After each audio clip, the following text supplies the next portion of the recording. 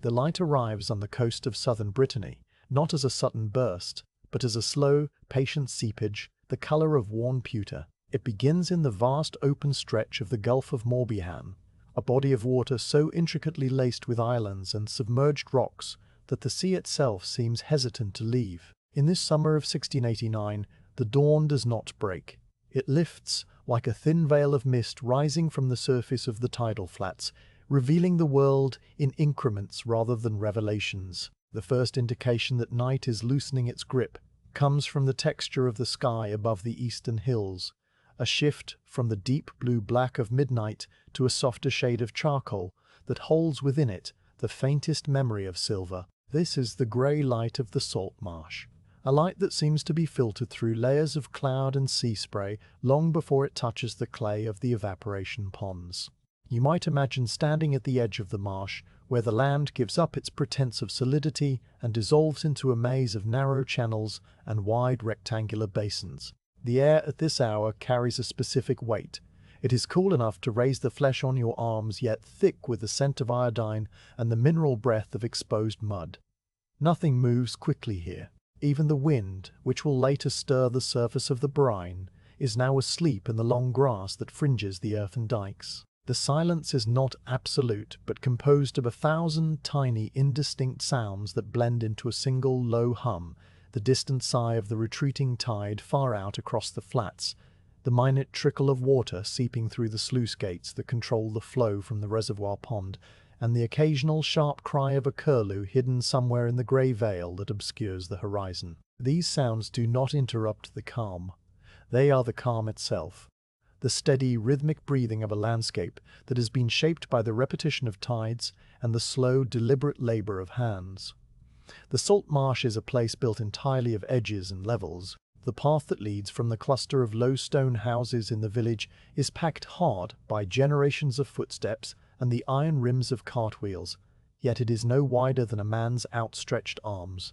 It winds through a patchwork of vegetation that has learned to thrive on the edge of salt and fresh water, tough grasses of a muted olive green and low-lying succulents that store the rain in their fleshy leaves. As you follow this path toward the heart of the salt works, you become aware of the geometry of the place.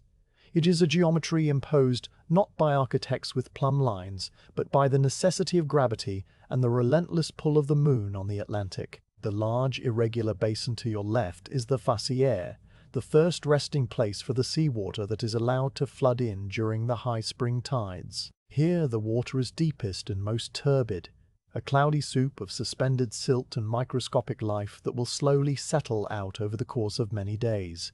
Beyond the facière, the land rises ever so slightly, a change in elevation of perhaps a hand's breadth, and the water is coaxed forward through a series of winding serpentine channels known locally as étiers.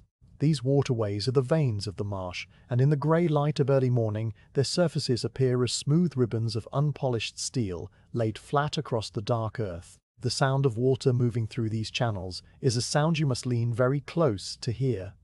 It is the faintest whisper of friction, a continuous shushing noise as the brine slides over the packed clay bottom toward the warming ponds. These warming ponds, the cobias, are shallower and wider, designed to present as much surface area as possible to the sky. It is here, in this second stage, that the sun will eventually do its quiet work, concentrating the salt by stripping away the water molecule by molecule. But the sun is not yet high enough to be called a presence. For now, there is only the grey light that flattens all depth perception and softens the harsh lines of the rectangular ovalets. The final crystallization pans into a series of muted squares like pages torn from an old, damp book. The water inside these oilets lies perfectly still, a mirror that reflects not the bright blue of a summer sky, but the heavy, overcast dome of coastal Brittany. The clay at the bottom of these pans is a specific shade of blue-grey, a color that exists nowhere else but in the tidal zones of this coast. It is a mixture of fine silt, ancient decomposed vegetation, and the microscopic skeletons of marine creatures that have been ground down by the sea over millennia. This clay has been tamped and rolled, smoothed by a heavy stone roller pulled by a placid draught horse until it is as hard and unyielding as a slate floor. Yet it remains curiously alive, riddled with the tiny burrows of worms that filter the incoming tide. In the distance, perhaps 200 paces across the checkerboard of ponds, a shape moves against the grey. It is a shape so familiar to the landscape that it seems to have grown out of the earth itself, a vertical interruption in the horizontal sweep of the dikes. This is the paludier, the salt farmer, though at this hour and from this distance he is merely a silhouette, defined by the wide brim of a felt hat and the gentle slope of shoulders wrapped in coarse linen. He does not stride or hurry. His gait is the gait of a man who has spent every summer of his life walking on the narrow, slippery ridges that separate one basin from the next. Each step is placed with an unconscious precision, the sole of his leather shoe finding the exact center of the packed earth ridge, avoiding the fragile edges that might crumble into the water and cloud the precious brine with mud. He carries a long wooden rake balanced across one shoulder, the handle extending far behind him like the boom of a small landlocked boat. The air grows lighter by imperceptible degrees. It is a change measured not by the clock, there is no clock here, but by the gradual revelation of detail in the world around you. The dense wall of fog that had obscured the islands of Hoat and Hoatic begins to thin, and for a moment you can see the dark smudge of their low profiles resting on the edge of the sea like sleeping whales. The sound of the curlew becomes clearer, its call a series of rising notes that travel across the flat expanse of the marsh without encountering any obstacle to break their path. The paludier stops walking. He stands at the corner of one particular oilate, a rectangular basin no larger than a modest cottage garden, and he looks down at the surface of the water with the same patient scrutiny a scholar might give to a difficult page of Latin text. He is looking for the frisson, the telltale shimmer of heat and wind, that indicates the brine has reached the precise degree of salinity required for the salt flower to bloom. This is the heart of the summer routine, a routine that stretches back beyond the memory of any living soul in the village. The war that has begun elsewhere, the 9 Years' War, with its armies marching through the Palatinate and its ships skirmishing in the Channel, is a rumour carried on the wind, less substantial than the cry of the gulls. The Pelagia has heard men speak of it, in the low murmurs of the village square near the stone well where the women gather water. But the words have no weight here. They cannot compete with the immediate, tangible reality of the clay under his feet, or the temperature of the water against his fingers. He crouches down with a slow creak of joints accustomed to damp mornings, and he dips the tips of his fingers into the olet. The brine is cool, cooler than the air, and it leaves a faint white residue on his skin as it dries. This is the measure that matters. The sting of salt on a small cut he did not know he had on his thumb. The familiar, acrid taste when he lifts his hand absently to his mouth. The grey light has now seeped into every corner of the marsh, chasing the shadows out from behind the stone sluice gates and the mounds of harvested salt that sit covered in reed thatch near the path. These mounds look like small slumbering creatures, rounded and soft under their blankets of dried seagrass, weighted down with smooth stones from the beach. The paludier stands again, his knees protesting only slightly, and he lets his gaze travel slowly across his domain. It is a small kingdom, a few dozen oilets laid out in a pattern that only he and his father fully understood. Each basin has its own temperament. This one near the low stone wall always warms faster in the morning and is prone to producing a thicker crust of salt. That one, in the slight hollow where the wind curls back on itself, requires a lighter touch with the rake. He knows these things not as facts he recites, but as feelings in his hands and eyes, a knowledge that lives in the muscles of his back and the soles of his feet. The path back toward the village is a thin line of lighter earth, cutting through the grey-green of the marsh grass.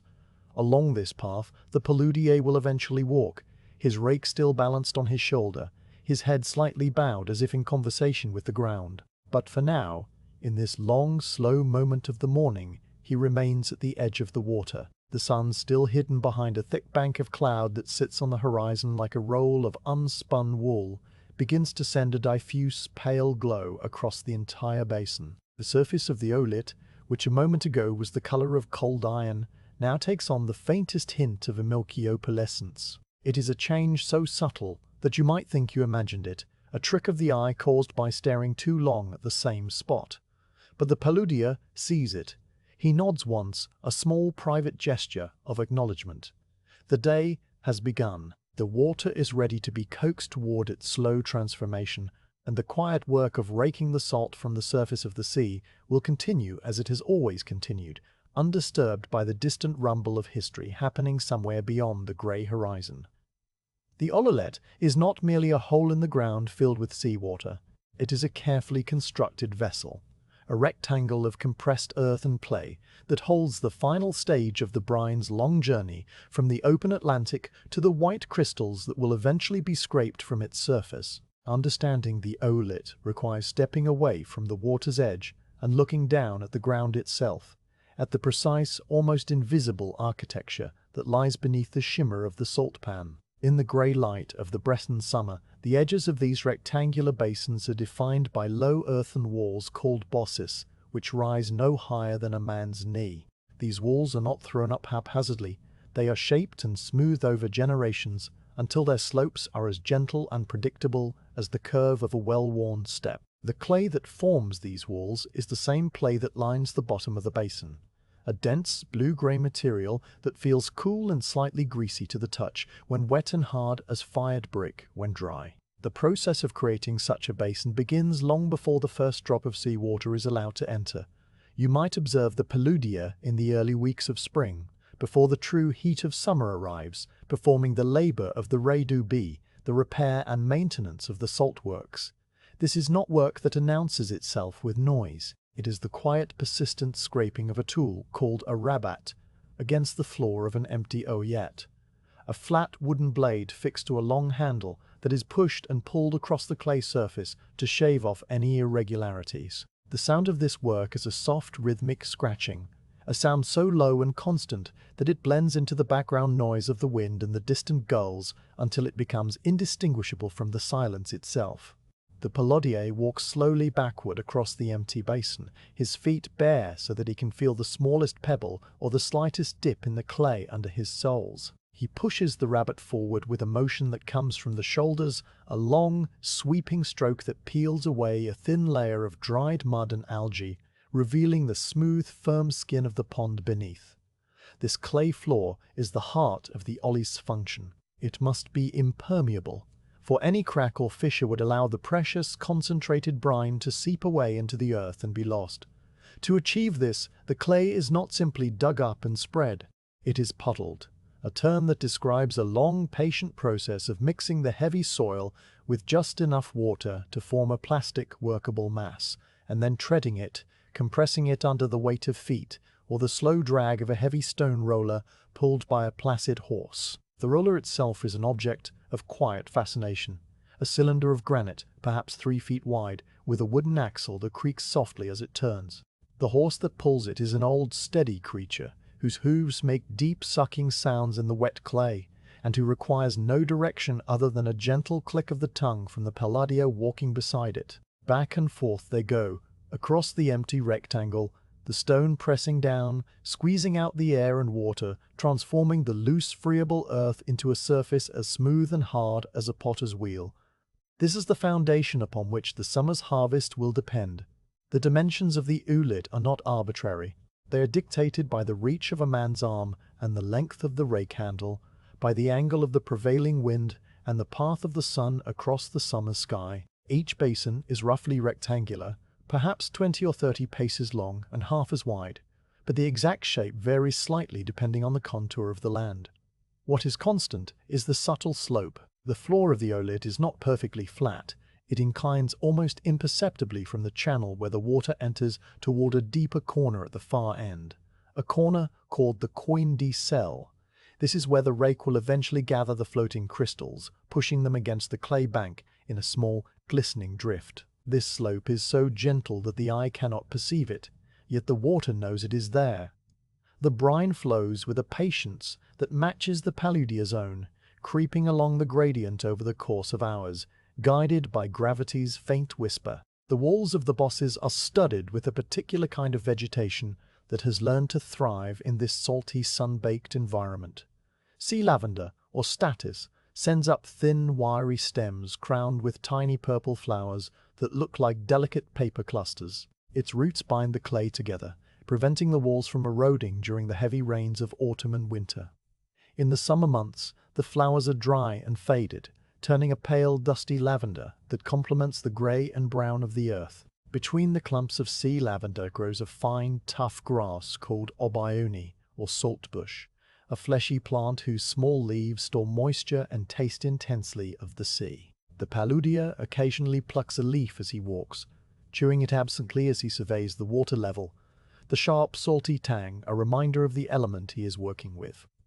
The journey of the water into this carefully prepared rectangle is a journey of many days and many stages. The sea enters the marsh only during the highest of the spring tides, when the moon is new or full and the Atlantic swells beyond its usual bounds. At these times, the paludier opens a heavy wooden gate set into the main dike that protects the entire salt works from the open water. This gate, the Trappe de la Mer, is a simple construction of oak planks and iron hinges, but it requires a precise touch to operate. The water rushes in with a low, satisfied roar, filling the wide, deep reservoir called the vasier.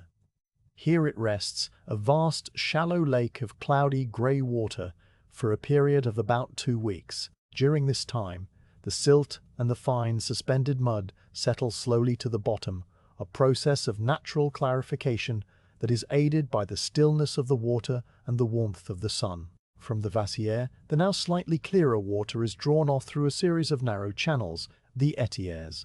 These channels wind through the marsh like the veins on the back of a weathered hand, following the natural low points of the terrain. The flow of water through these étiers is controlled by small wooden boards or pallets, set into grooves carved into stone posts at each junction. The paludier adjusts these boards daily, sometimes hourly, raising them a fraction of an inch to let a thin sheet of water slide over the top, or lowering them to hold back the tide. The sound of water slipping over a wooden pallet is a sound that defines the summer, a soft, liquid sigh that is neither a gurgle nor a trickle, but something in between, the sound of patience made audible. The water in the étiers moves so slowly that a fallen leaf floating on its surface might take an entire afternoon to travel the length of a single channel. The next stage is the cobier, a series of shallow, warming ponds that are larger than the final lords but much shallower, their depth measured in mere inches. It is here that the sun begins its active work of concentration. The water spreads out in a thin, flat sheet, exposing the maximum possible surface area to the sky. As the days pass and the sun climbs higher in its summer arc, the water in the cobiers warms noticeably. If you were to dip your hand into the vasier and then into a cobier, you would feel the difference immediately. The former is cool and inert, the latter tepid and somehow alive, with a faint, silky texture. This is the result of evaporation, the silent, invisible process by which the water molecule detaches itself from the brine and rises into the air, leaving the salt behind. The water that enters the cobier might contain 3 or 4 grams of salt for every 100 grams of water. By the time it is ready to move on to the final olit, that concentration will have doubled or tripled. At last the brine, now rich and heavy with dissolved minerals, is admitted into the olit. The paludier opens the small inlet channel, and the water creeps forward across the smooth clay floor. The depth is critical and is maintained with an almost obsessive attention.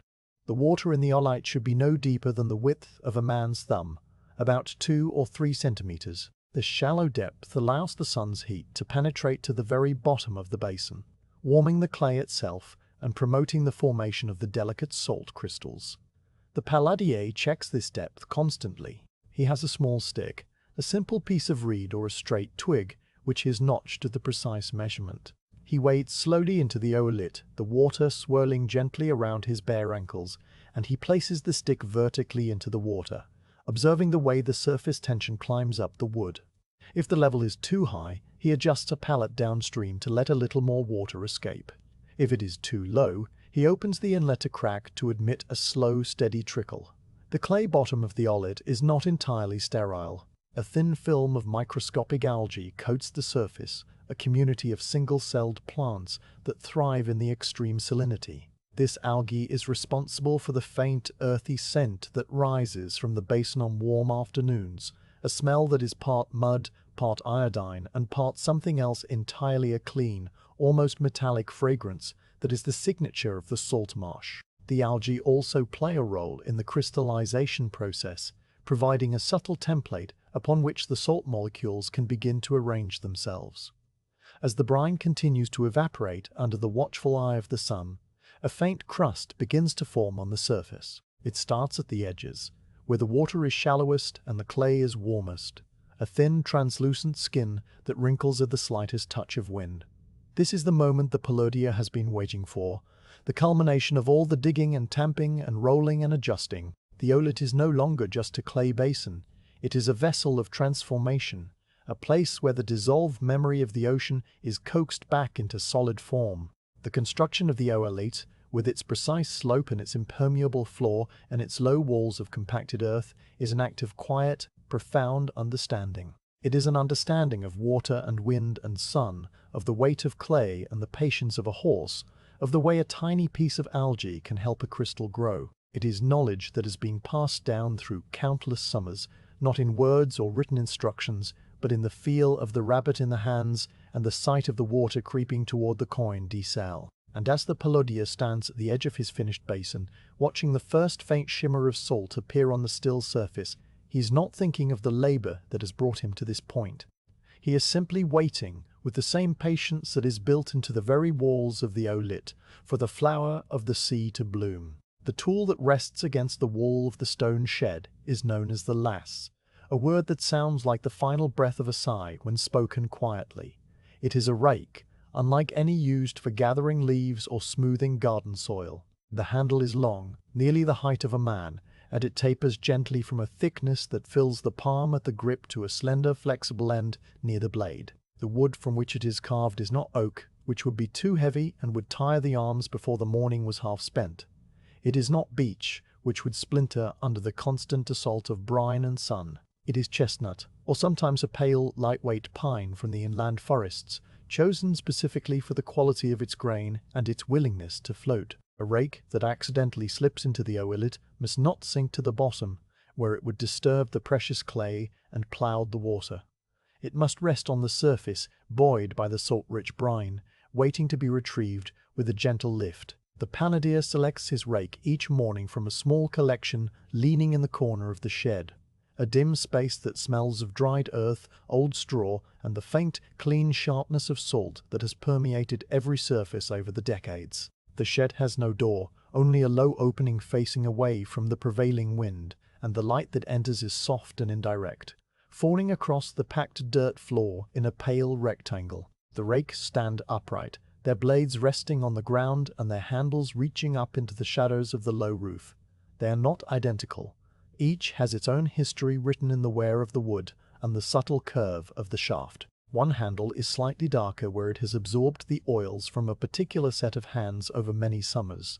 Another has a faint natural bend that follows the contour of the tree from which it was cut, a bend that the paludier's grandfather decided was not a flaw but a feature, something that made the tool pull slightly to the left, which was useful when working the oelet nearest the stone wall. The paludier reaches out and wraps his fingers around the handle of the rake he has used for the past 3 summers. The wood is cool and smooth against his palm, a sensation that is familiar in a way that goes beyond conscious thought. It is the same cool smoothness he felt yesterday and the day before, a continuity of touch that anchors the routine of the salt marsh. He lifts the rake from its resting place, and the blade makes a faint scraping sound as it leaves the packed earth. The tool is light in his hands, lighter than it looks. This lightness is essential. The work of gathering the fleur de sel requires a touch so delicate that the weight of the tool must not fight against the motion. It must become an extension of the arms, balanced so perfectly that it seems to float just above the surface of the water without any effort at all. The handle is long enough that when the paludier stands at the edge of the oelet, he can push the blade all the way to the far side without stepping into the basin and disturbing the fragile crust of salt. This length is a matter of practical geometry determined by the width of the ponds that were laid out by his ancestors. The wood has been shaped over time, not by any single act of carving, but by the cumulative effect of use. The place where the right hand grips the shaft, about 1/3 of the way down from the top, is warmed to a slightly smaller diameter, the fibers of the wood compressed and polished by the pressure of a thumb and forefinger wrapped around it hour after hour, day after day. Farther down, where the left hand steadies the pole, there is a similar, gentler depression, a shallow valley in the grain that fits the curve of the palm like a handshake between old friends. The blade of the lass is a single flat piece of wood, wide and rectangular with no teeth. It is called the planche, or sometimes simply la palette. It is made from a different wood than the handle, usually a soft, lightweight pine that will not scratch the delicate clay bottom of the basin if it accidentally dips too low. The blade is attached to the handle with a simple arrangement of wooden pegs and a binding of tarred cord that has been replaced many times over the years. The cord is dark with age and stiff with salt, but it holds fast. The angle between the blade and the handle is not a strict 90 degrees. It is slightly obtuse, perhaps 100 degrees, which allows the paludier to push the blade forward across the surface of the water while keeping the handle low and his own body balanced on the narrow earthen dike. This angle is the result of trial and error, a refinement passed down through generations who learned that a steeper angle caused the blade to dive and a shallower angle caused it to skip across the surface like a flat stone. The paludier carries the rake out of the shed and into the grey morning light. The transition from the dim interior to the open air is marked by a slight squint, a tightening of the skin around the eyes that passes in a moment. He holds the rake balanced across his right shoulder, the handle extending backward, the blade hanging down behind him. The wood taps lightly against his shoulder blade with each step, a soft, hollow sound that is absorbed by the linen of his shirt. It is a sound he has heard every summer morning since he was old enough to carry a tool, a sound that is as much a part of the marsh as the cry of the curlew or the sigh of water through the 80 years. The weight of the rake on his shoulder is a familiar pressure, a reminder of the work to come, but not a burden. It is the weight of a tool that is ready, a tool that has been prepared and maintained with the same quiet care that the paludier gives to the clay basins themselves. The maintenance of the rake is a ritual that occurs in the evenings after the day's harvest has been gathered and the salt mounds have been covered. The paludier sits on a low stone bench outside the shed, the fading light of the long summer evening casting long shadows across the packed earth. He holds the rake across his knees and inspects it slowly, running his fingers along the length of the handle, feeling for any splinters or rough spots that might catch the skin during the long hours of raking. If he finds a small splinter, a tiny lift of wood grain caused by the constant wetting and drying, he does not reach for a tool. He simply rubs it with the calloused pad of his thumb, pressing it back down into the surface of the wood, smoothing it until it is indistinguishable from the surrounding grain. The friction of his thumb generates a small amount of warmth, just enough to soften the fibers and encourage them to lie flat. The blade receives a different kind of attention. After each use, it is wiped clean of salt and moisture with a piece of old sailcloth that hangs from a nail inside the shed. This cloth is stiff and crusty with its own accumulation of salt, but it serves its purpose. The paludier wipes the blade carefully, running the cloth along the flat surfaces and then around the edges, removing the thin white film that would otherwise build up and add unwanted weight to the tool. A heavy blade is a clumsy blade. It sinks too deep and disturbs the clay. The white blade is then set aside to dry, leaning against the wall of the shed where the air can circulate around it. The salt that remains in the fibers of the wood, and some always remains, no matter how carefully it is wiped, crystallizes in tiny sparkling flecks that catch the light of the rising moon if the shed door is left open. Occasionally, the cord that binds the blade to the handle must be replaced. This is a task that requires a length of new hemp cord and a particular kind of knot that the paludier learned from watching his own father's hands when he was a boy. The old cord is cut away with a small worn knife, its fibers falling to the ground in a stiff, salty tangle. The new cord is soaked briefly in a bucket of fresh water, not seawater, but water drawn from the village well to make it supple and to prevent it from shrinking later when it dries. The paludier wraps the cord around the junction of handle and blade in a precise pattern, crossing and recrossing, pulling each loop tight with a steady, even pressure. The knot that finishes the binding is a simple one, but it is tied in such a way that it will not slip under the constant push and pull of the raking motion. The ends of the cord are trimmed short and tucked under the wrapping, where they will gradually become fused to the rest of the binding by the accumulation of salt and time. There is a small iron pin that passes through the handle and the blade, a single piece of metal that provides the primary structural connection.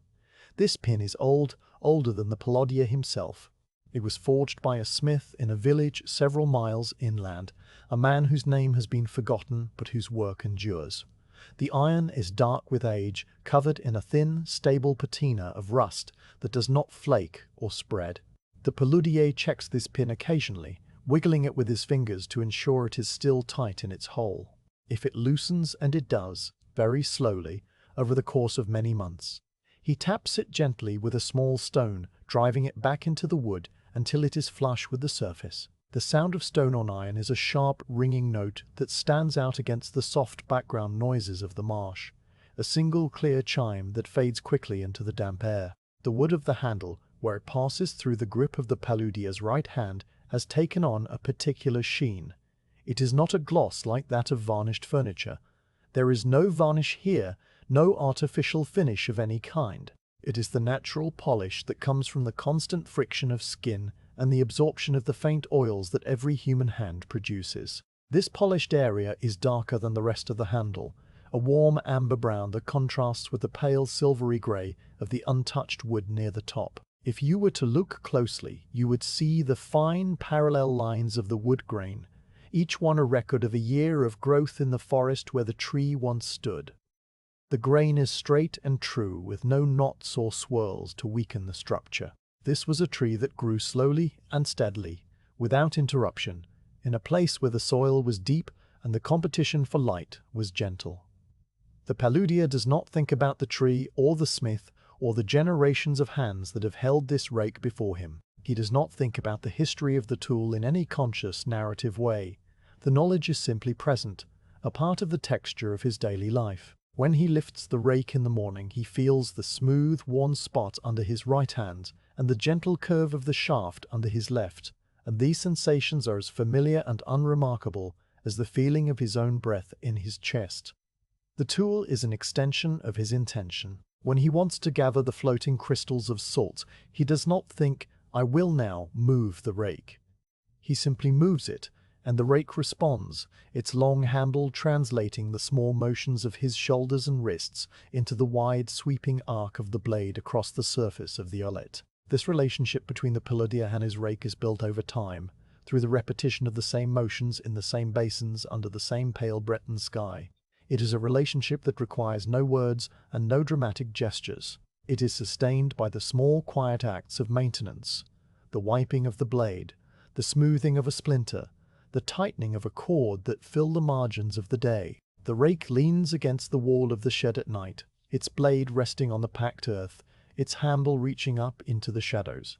It waits in the darkness, the salt crystals embedded in its wood fibers, glinting faintly in the moonlight that slips through the cracks in the stone wall. And in the morning, the paludier will reach for it again, his fingers finding the familiar worn spot on the handle, and the quiet work will continue. The mid-morning light has shifted from the soft grey of dawn to a paler, more substantial brightness that fills the entire basin of the marsh with a gentle clarity. It is not the harsh, glaring sun of the Mediterranean south, but a diffused illumination that seems to come from all directions at once, filtered through a high, thin veil of cloud that stretches from the coast to the distant interior. This is the light of the Breton summer, a light that reveals textures rather than casting sharp shadows, and in this light, the surface of the eaulet takes on a particular quality. The brine, which for the past hour has been warming under the climbing sun, now displays the faintest shimmer of a crystalline skin, a delicate membrane of salt molecules arranging themselves into tiny, floating pyramids. This is the fleur beginning to form, the flower of the sea that blooms only on days when the wind is gentle and the heat is steady, and it is this fragile crust that the paludier has come to gather. The paludier stands at the narrow end of the eaulet, the end nearest the inlet channel where the water first enters the basin. He has removed his shoes and left them on the dry grass of the dike, and his bare feet are planted on the warm, packed clay of the bosses, the low wall that defines the edge of the pond. The rake is in his hands, the long handle held lightly with the right hand near the top and the left hand farther down, just above the point where the shaft meets the blade. The blade itself rests on the surface of the water, its flat, wide plane of pine wood, floating with a buoyancy that is both familiar and reassuring. The angle of the rake is critical, and has been adjusted through years of practice, until it is as natural as the angle of his own arm hanging at his side. The blade is held almost flat, tilted just enough so that its leading edge skims the surface of the brine without diving, a fraction of an inch above the delicate crystals that are beginning to cluster together like tiny rafts of white foam. The first motion of the mid-morning sweep begins not with the arms, but with the feet.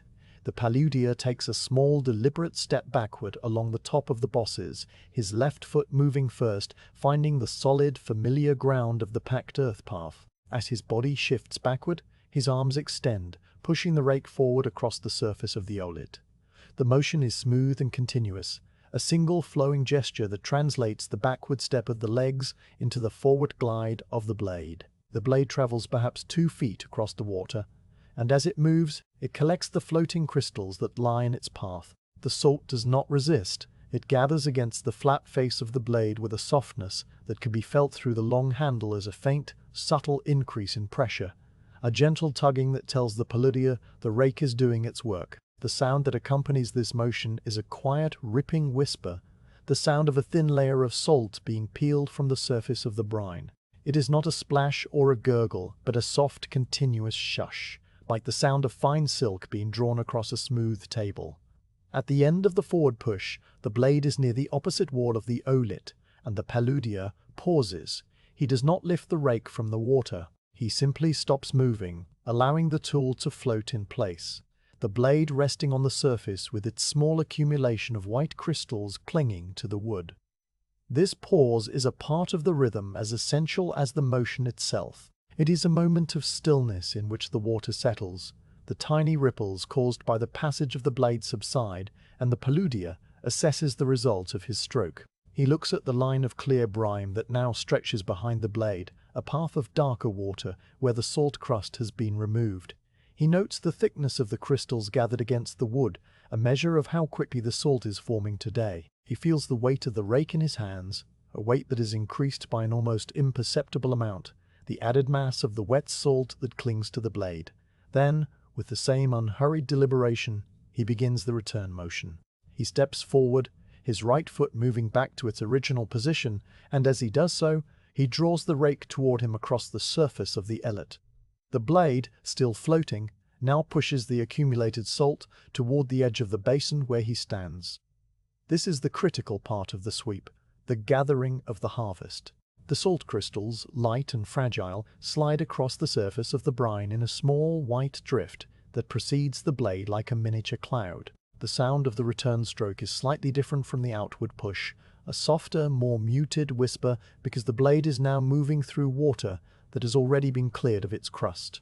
The paludier guides the rake carefully, keeping the blade level and true, ensuring that the small mound of salt does not break apart and scatter back across the basin. As the blade approaches the edge of the oelet, he lifts it gently from the water with a smooth, curling motion of his wrists, and the salt that has been gathered slides off the wood and onto the sloping clay bank of the coin de sel. It lands with a faint, damp pat, a small pile of glistening white crystals that sparkle in the diffused mid-morning light. This single sweep, from the backward step to the forward step to the lifting of the blade, takes perhaps 10 or 15 seconds. It is a complete cycle, a small self-contained unit of labor that will be repeated hundreds of times over the course of the morning. The paludier does not count the repetitions. He does not think about how many sweeps he has made or how many remain.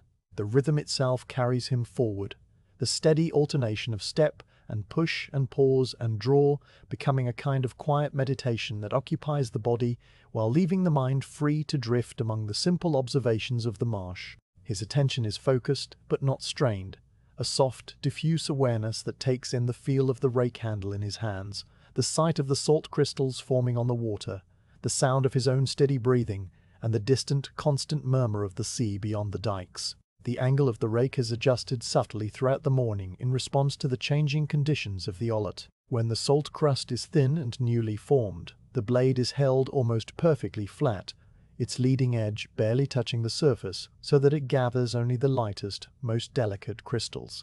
These are the true fleur de sel, the finest and most prized of the harvest, and they require the gentlest of touches. If the blade is angled too steeply, it will dive beneath the surface and stir up the clay bottom, clouding the brine and ruining the clarity of the water. If the blade is angled too shallowly, it will skip across the surface like a flat stone and fail to gather any salt at all. The correct angle is found not by calculation, but by feel, a sensation transmitted through the long wooden handle to the palms of the hands. It is a feeling of smooth, uninterrupted glide, a slight resistance that is neither too much nor too little, and the paludier recognizes it instantly and adjusts his grip without conscious thought.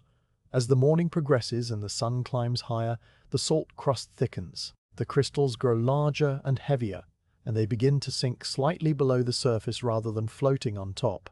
This is the transition from fleur de sel to the coarser grey salt that will be harvested later in the day. The paludier senses this change through the increased resistance against the blade. The rake no longer glides as effortlessly. It pushes with a more substantial weight, and the sound of the sweep deepens from a whisper to a soft, wet rustle. In response, he alters the angle of the blade, tilting it slightly downward so that it scoops beneath the heavier crystals and lifts them from the bottom of the shallow basin. The motion of his body changes as well. The backward steps become shorter and more deliberate, the forward push more forceful, the draw back toward the bank requiring a firmer grip and a steadier pull. Yet even with this increased effort, the rhythm remains unhurried. There is no sense of urgency, no need to work faster or to gather more salt before some imagined deadline. The tide will turn when it turns, the sun will set when it sets, and the salt will be harvested at the pace that the marsh itself dictates. The wind is a constant presence during the mid-morning sweep, a gentle westerly breeze that flows across the open expanse of the Gulf of Morbihan and ruffles the surface of the Olette. The paludier pays close attention to the wind, not with anxiety, but with a calm, practiced awareness. A steady breeze is a friend to the salt farmer. It promotes evaporation by carrying away the moisture-laden air that hovers just above the brine. But a sudden gust can be a disruption, scattering the fragile crust of crystals and sending them drifting back toward the center of the basin. When this happens, the paludier does not curse or sigh or show any sign of frustration. He simply stops. He stands still on the bosses, the rake floating motionless in his hands, and he waits. He watches the surface of the water as the ripples caused by the gust spread out in expanding circles and then slowly fade.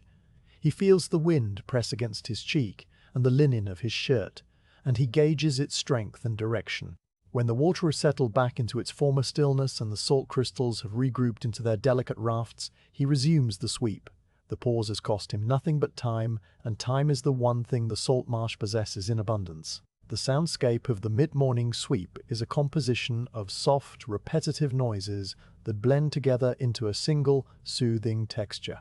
There is the whisper of the rake blade parting the brine, a sound that varies slightly with each stroke depending on the thickness of the salt crust and the speed of the motion. There is the faint wet patter of the gathered salt sliding off the blade and onto the clay bank, a sound that is almost like the first drops of a gentle rain falling on dry earth.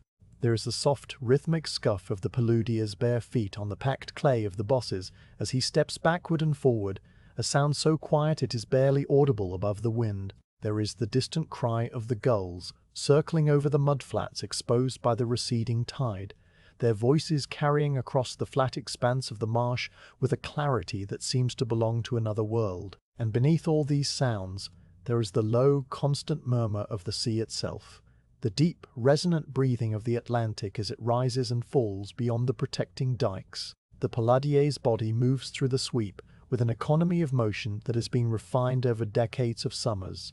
His shoulders remain relaxed, his elbows close to his sides, the power of the push coming from the large muscles of his back and legs rather than the smaller muscles of his arms.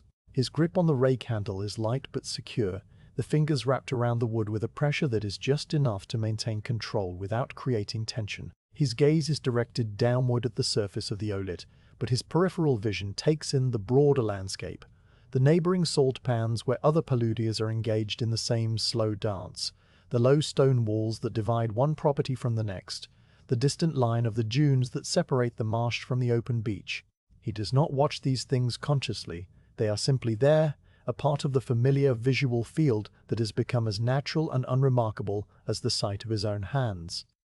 Occasionally, the paludier pauses in his sweep for a reason other than the wind. A small piece of debris may have floated into the olet on the incoming brine, a stray feather from a gull, a fragment of dried seagrass, a tiny twig carried from some inland tree by the breeze. He sees this foreign object floating on the surface and he stops the blade just before it would have swept the debris up with the salt. Using the very tip of the rake, he nudges the object gently toward the edge of the basin, where he can reach down and pluck it from the water with his fingers. He examines it briefly, this small intrusion from the wider world, and then places it on the bank beside him, where it will dry in the sun and eventually be carried away by the next strong wind. The salt must be pure, and the paludier's care ensures that it remains so. The pile of salt on the coin decelled grows slowly throughout the mid-morning. Each sweep adds a small handful of crystals to the mound, a contribution so modest that it seems the pile will never amount to anything significant. Yet over the course of an hour, the cumulative effect of all those small additions becomes visible. The white mound rises from the clay bank, its surface glistening with the moisture that still clings to the crystals. The paludier glances at it from time to time as he works, not with the satisfaction of a man counting his wealth, but with the quiet acknowledgement of a man seeing the tangible result of his patient labor. The salt catches the light in a way that is particular to this place and this time. It does not sparkle with the hard, brilliant glitter of refined sugar or polished gemstones. It glows with a soft, milky luminescence, a gentle radiance that seems to come from within the crystals themselves.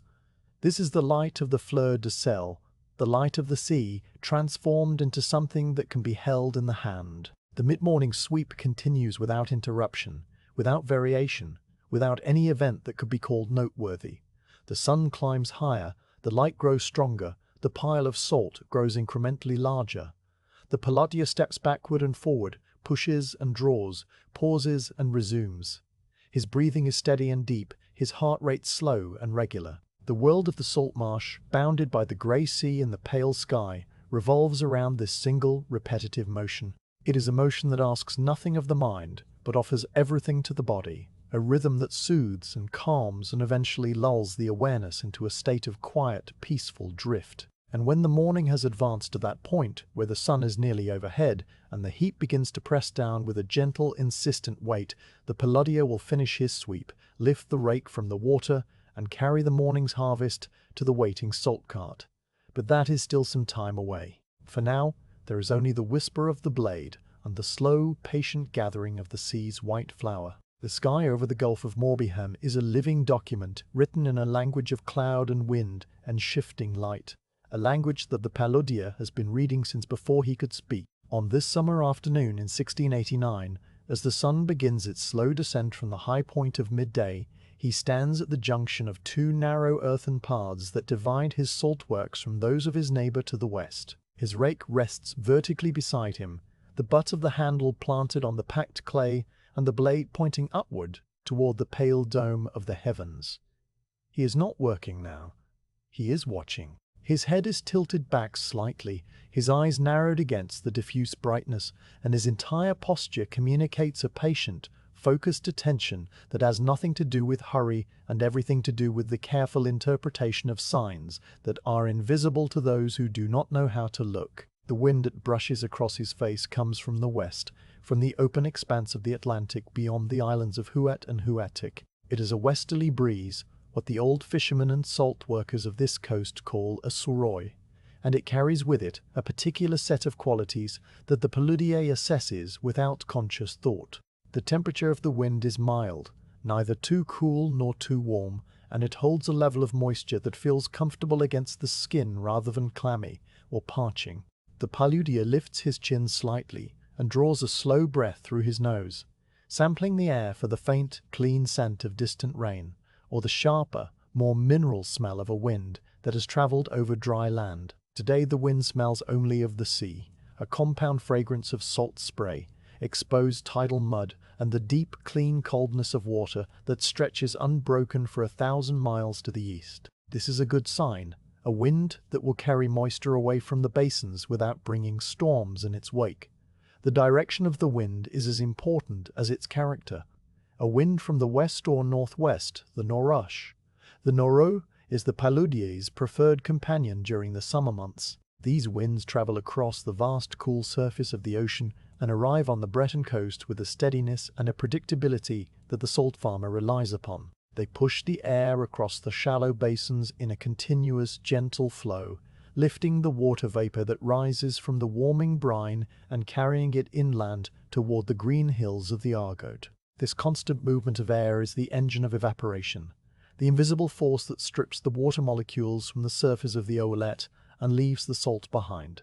Without it, the sun alone would work too slowly, and the brine would stagnate under a blanket of humid, motionless air. The paludier feels the steady pressure of the westerly breeze against his left cheek as he faces south toward the sea, and he notes with quiet satisfaction that it has not shifted or faltered since the morning. A wind from the east, by contrast, is a source of mild concern. The vent blows across the land, picking up the heat of the inland fields and forests, and arrives at the coast as a dry, sometimes harsh breath that can be too warm for the delicate process of crystallization. An east wind can cause the brine to evaporate too quickly, forming a thick, coarse crust of grey salt before the finer fleur de sel has had a chance to bloom. It can also carry dust and pollen from the interior, tiny particles that settle on the surface of the oolets and become trapped in the forming crystals, clouding the purity of the harvest. The paludier has learned to recognize the first stirrings of an east wind by a subtle change in the quality of the light. It becomes slightly hazier, tinged with a faint golden-brown cast that speaks of distant fields and dry roads. Today there is no trace of that haze.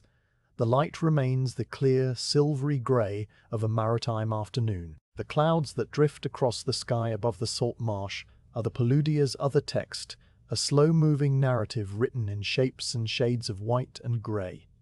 He watches them now with the same patient attention he gives to the surface of the oolette. The clouds are of a type that the people of this coast call moutons, sheep, though they resemble less the compact bodies of the village flocks and more the loose, billowing masses of unspun wool that have been pulled apart by patient fingers and scattered across a wide table. They are cumulus clouds, large and white and rounded, their tops bright with reflected sunlight and their bottoms flattened into a level plain where they meet the invisible boundary of rising warm air. They move across the sky with an almost imperceptible slowness, their shapes shifting and reforming so gradually that the eye cannot catch the moment of change. The paludier watches a particular cloud, a large irregular mass that hangs above the island of Hoedic, and he notes the way its shadow falls across the sea.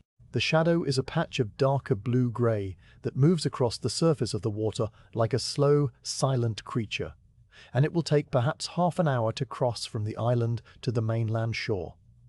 The presence of these fair-weather cumulus clouds is a reassuring sign. They indicate that the air is rising, carrying moisture upward into the cooler regions of the sky, where it condenses into visible droplets. This is the same process of evaporation and condensation that drives the salt works, writ large across the dome of the heavens. As long as the clouds remain white and separate, with blue sky visible between them, the weather will hold. The paludier knows this, not as a fact he has been taught, but as a certainty that lives in his bones, a knowledge accumulated over thousands of days spent standing in this exact spot, watching the sky and feeling the wind on his face. He turns his head slowly from west to east, scanning the entire visible arc of the horizon. In the far west, beyond the islands, the clouds are slightly thicker, their bases a shade darker than the bright white of those overhead. This is the distant memory of weather that may come tomorrow or the day after, but it is too far away to be a concern for the present afternoon. The paludier notes it and files it away in the quiet, orderly archive of his attention. The surface of the oolite below him offers its own commentary on the state of the weather. The paludier looks down from the sky and studies the shallow rectangle of brine at his feet. The water is still, but not perfectly so. The westerly breeze, gentle as it is, creates a faint, almost invisible texture on the surface, a fine network of tiny ripples that catch the light and break it into a million shifting points of silver. This texture is what the paludier calls the frisson, the shimmer that tells him the air is moving just enough to promote evaporation without disturbing the fragile crust of salt. If the wind were too strong, The frisson would become a chop, small waves that would break apart the floating crystals and drive them against the clay banks. If the wind were too weak, the surface would be glassy and still, and a thin, oily film of concentrated brine would form, trapping the heat and slowing the evaporation. The frisson is the ideal, the perfect balance between stillness and motion, and the paludier watches it with the quiet appreciation of a musician hearing a note played perfectly in tune. The temperature of the air is another element in the paludier's continuous assessment. He does not consult a thermometer. Such instruments are rare and expensive objects found only in the houses of wealthy merchants or the cabinets of curious scholars. Instead, he relies on the feel of the air against his bare forearms and the back of his neck. The linen of his shirt is loose and light, and the breeze passes through it easily, cooling the skin beneath. The warmth of the afternoon is present but not oppressive. A gentle, pervasive heat that seems to rise from the earth as much as it descends from the sun.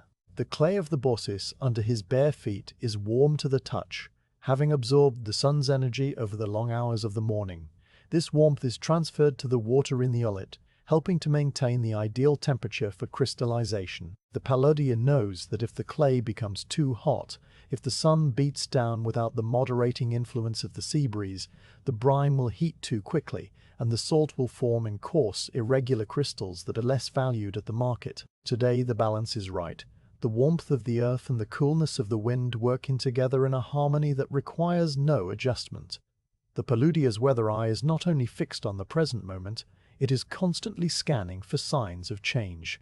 The coast of Brittany is a place where the weather can shift with surprising speed, where a clear morning can give way to an afternoon of low cloud and drizzle, where a storm can blow in from the Atlantic with little warning. The salt farmer must be prepared for these changes, not with anxiety or frantic activity, but with a calm, practiced readiness. He knows the signs that precede a shift in the wind.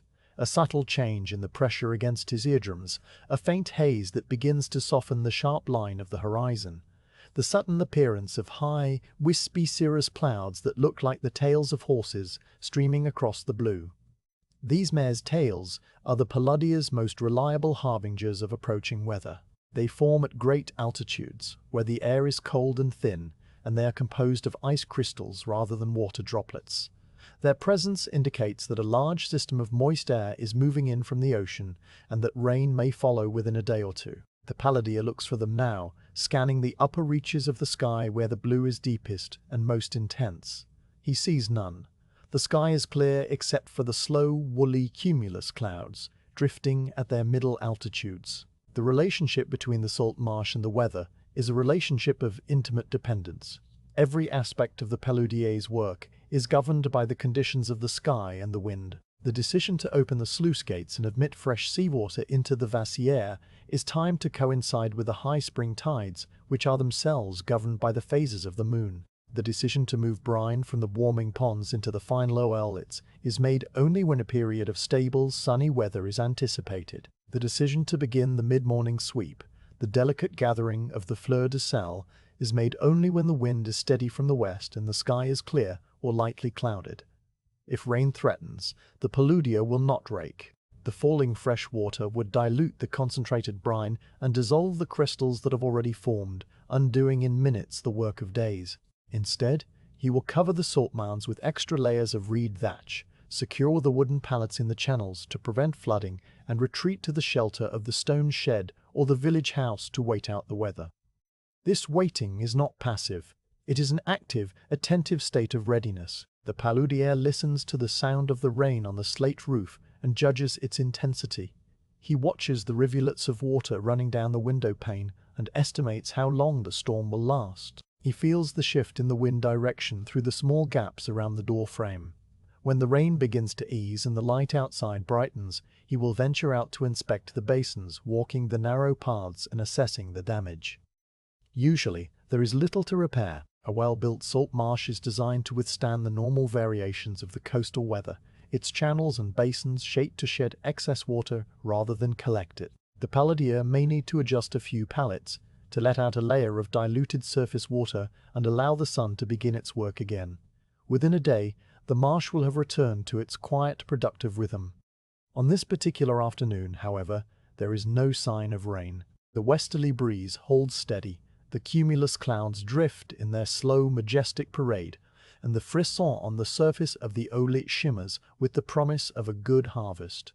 The paludier lowers his gaze from the sky and looks out across the expanse of his salt works. The rectangular basins stretch away from him in a neat grid, their surfaces reflecting the pale lights in varying shades of grey and silver. In the distance, perhaps a quarter of a mile away, he can see the figure of his neighbour, another paludier named Diane, who is engaged in the same quiet occupation of watching the sky. They do not wave or call out to one another. There is no need for words. Each man understands what the other is doing, and each knows that the weather they share is the same weather that governs both their labours. The paludier bends down and picks up a small handful of the clay from the bank beside his feet. He crumbles it between his fingers, feeling its texture. The clay is dry and warm on the surface, but still cool and slightly damp just beneath. This is the ideal condition for the bossis, firm enough to support his weight as he walks and works, but not so dry that it cracks and crumbles into the water. He lets the crumbled earth fall back to the ground and brushes his palms together, the fine dust drifting away on the westerly breeze. Then he reaches for his rake, which has been standing silently beside him throughout his long observation. His hand finds the familiar, worn spot on the handle, and he lifts the tool, balancing it across his shoulder. The weight of the rake is a comfort, a reminder of the work that awaits. But he does not move immediately toward the nearest lit. He stands for a moment longer, his face turned into the wind, his eyes half closed against the brightness. He is not thinking of the war that rages somewhere far to the east, beyond the forests and rivers of the interior. He is not thinking of the kings and armies, whose names he has heard spoken in the low murmurs of the village square. He is thinking only of the wind and the clouds and the salt that is forming, slowly and silently, in the shallow basins at his feet. The weather holds, and the work continues. The leve is a word that carries within it the sound of the thing itself, a low, soft syllable that seems to settle into the earth like the weight of a stone placed on wet clay. It is the dike that stands between the salt marsh and the open sea, a long, sinuous ridge of compacted earth and stone that runs for miles along the edge of the tidal zone. From a distance, it appears as a gentle, grassy swell in the flat landscape, a subtle interruption of the horizon that is easy to overlook. But up close, standing upon its narrow crest, the leve reveals itself as a structure of quiet, monumental patience, built and rebuilt over generations to hold back the immense, patient weight of the Atlantic Ocean. In the summer of 1689, the paludier walks this ridge, not as a conqueror surveying his domain, but as a caretaker inspecting a familiar, living thing that requires constant, gentle attention. The clay of the leve is the same blue-grey clay that lines the bottom of the oilets, drawn from the same ancient deposits that underlie the entire coastal plain. It is a material that feels ancient in the hand, a mixture of fine mineral silt and the decomposed remains of countless tiny sea creatures that lived and died in the shallow waters of a much older sea. When it is dry, it forms a hard, cracked surface that rings hollow under the heel of a boot and breaks into sharp, angular fragments that glitter with microscopic flakes of mica. When it is wet, it becomes plastic and heavy, clinging to the fingers with a tenacious grip and taking on the precise shape of whatever presses against it. This dual nature, the hardness of stone when dry, the malleability of dough when wet, is what makes it the ideal material for the leve. It can be shaped and compacted into a solid, impermeable barrier, and then it can dry to a consistency that resists the constant lapping of the tides. The paludier walks the length of the leve that borders his own section of the salt works, a distance of perhaps 400 paces from the stone marker that indicates the boundary with his neighbour's land to the sluice gate that controls the flow of seawater into the main reservoir. He walks slowly, his eyes fixed on the ground just ahead of his feet, scanning the surface of the path for any signs of weakness or wear. The summer sun has been at work on the leve for many weeks now, drawing the moisture out of the clay and causing it to shrink and crack. These cracks are fine, hairline fissures that radiate across the surface like the veins on a dried leaf, and for the most part they are harmless, a natural consequence of the season. But occasionally a crack will widen, deepening into a small crevice that could, if left unattended, allow water to seep through during a high spring tide or a winter storm. It is these larger cracks that the paludier seeks, his gaze moving patiently across the familiar terrain of the path. He carries with him a small wooden bucket filled with a slurry of wet clay that he prepared earlier in the morning. The bucket is old, its staves darkened by years of use, and its iron hoops rusted to a deep, stable brown. The clay inside is the consistency of thick porridge, grey and smooth, with a faint, clean smell of wet earth and salt. The paludier also carries a small, flat piece of wood, a sort of improvised trowel that he uses to scoop the clay from the bucket and press it into the cracks. He does not hurry. When he finds a fissure that concerns him, a gap in the surface, wide enough to admit the tip of his smallest finger, he crouches down slowly, the joints of his knees creaking in a way that has become familiar over the years. He sets the bucket on the path beside him and dips the wooden trowel into the wet clay, lifting out a small, glistening dollop. He applies this clay to the crack with a single, smooth motion, pressing it firmly into the opening with the flat of the trowel, and then smoothing it over with the ball of his thumb. The wet clay fills the void and bonds with the dry clay of the surrounding surface, creating a seamless patch that will harden in the sun and become as strong as the original material. This work of repair is quiet and meditative. The only sounds are the soft scrape of the trowel against the wood of the bucket, the faint wet smack of the clay being pressed into place, and the distant, rhythmic sigh of the tide moving across the mudflats beyond the levee. The paludier does not think about the importance of his task or the consequences of neglect. He simply sees the crack, fills the crack, smooths the patch, and moves on to the next. It is a routine that has been performed by the salt farmers of this coast for as long as anyone can remember. A small, essential act of maintenance that preserves the delicate balance between the cultivated marsh and the wild sea. The levee is not a static monument, it is a living structure that requires constant care, a collaboration between human hands and the natural processes of erosion and deposition that shape the coastline. The surface of the levee path is not uniform. In some places it is bare, hard-packed clay that has been polished by the passage of countless feet and the iron rims of salt carts. In other places a thin covering of tough, salt-tolerant grass has taken hold, its roots binding the soil together and providing a slight cushion underfoot. This grass is a pale silvery green, and it grows in low, sprawling tufts that hug the ground to avoid the full force of the wind. Between the tufts, small, delicate flowers bloom in the summer months. Tiny white stars of sea campion, clusters of pink thrift, and the occasional yellow burst of a dandelion that has somehow found a foothold in the salty earth. The paludier notices these flowers without pausing to admire them. They are simply a part of the familiar visual texture of the levee, a sign that the season is progressing as it should. As he walks and crouches and patches, the paludier's attention is occasionally drawn away from the ground at his feet and toward the broader landscape that unfolds on either side of the levee. To his left, looking inland, the salt marsh stretches away in a complex mosaic of rectangles and channels, a geometric pattern imposed on the natural contours of the coastal plain. The oilets shimmer in the mid-morning light, their surfaces reflecting the pale grey of the sky. The low bosses walls that define each basin create a network of dark lines that crisscross the view like the leading in a stained glass window. Beyond the marsh, the land rises gently toward a patchwork of small fields enclosed by stone walls, where buckwheat and rye are grown in the thin, acidic soil. The green of these fields is a muted, dusty green, very different from the vivid emerald of richer inland pastures. It is a landscape of subtle tones, greys and browns and silvery greens, softened by the constant presence of moisture in the air.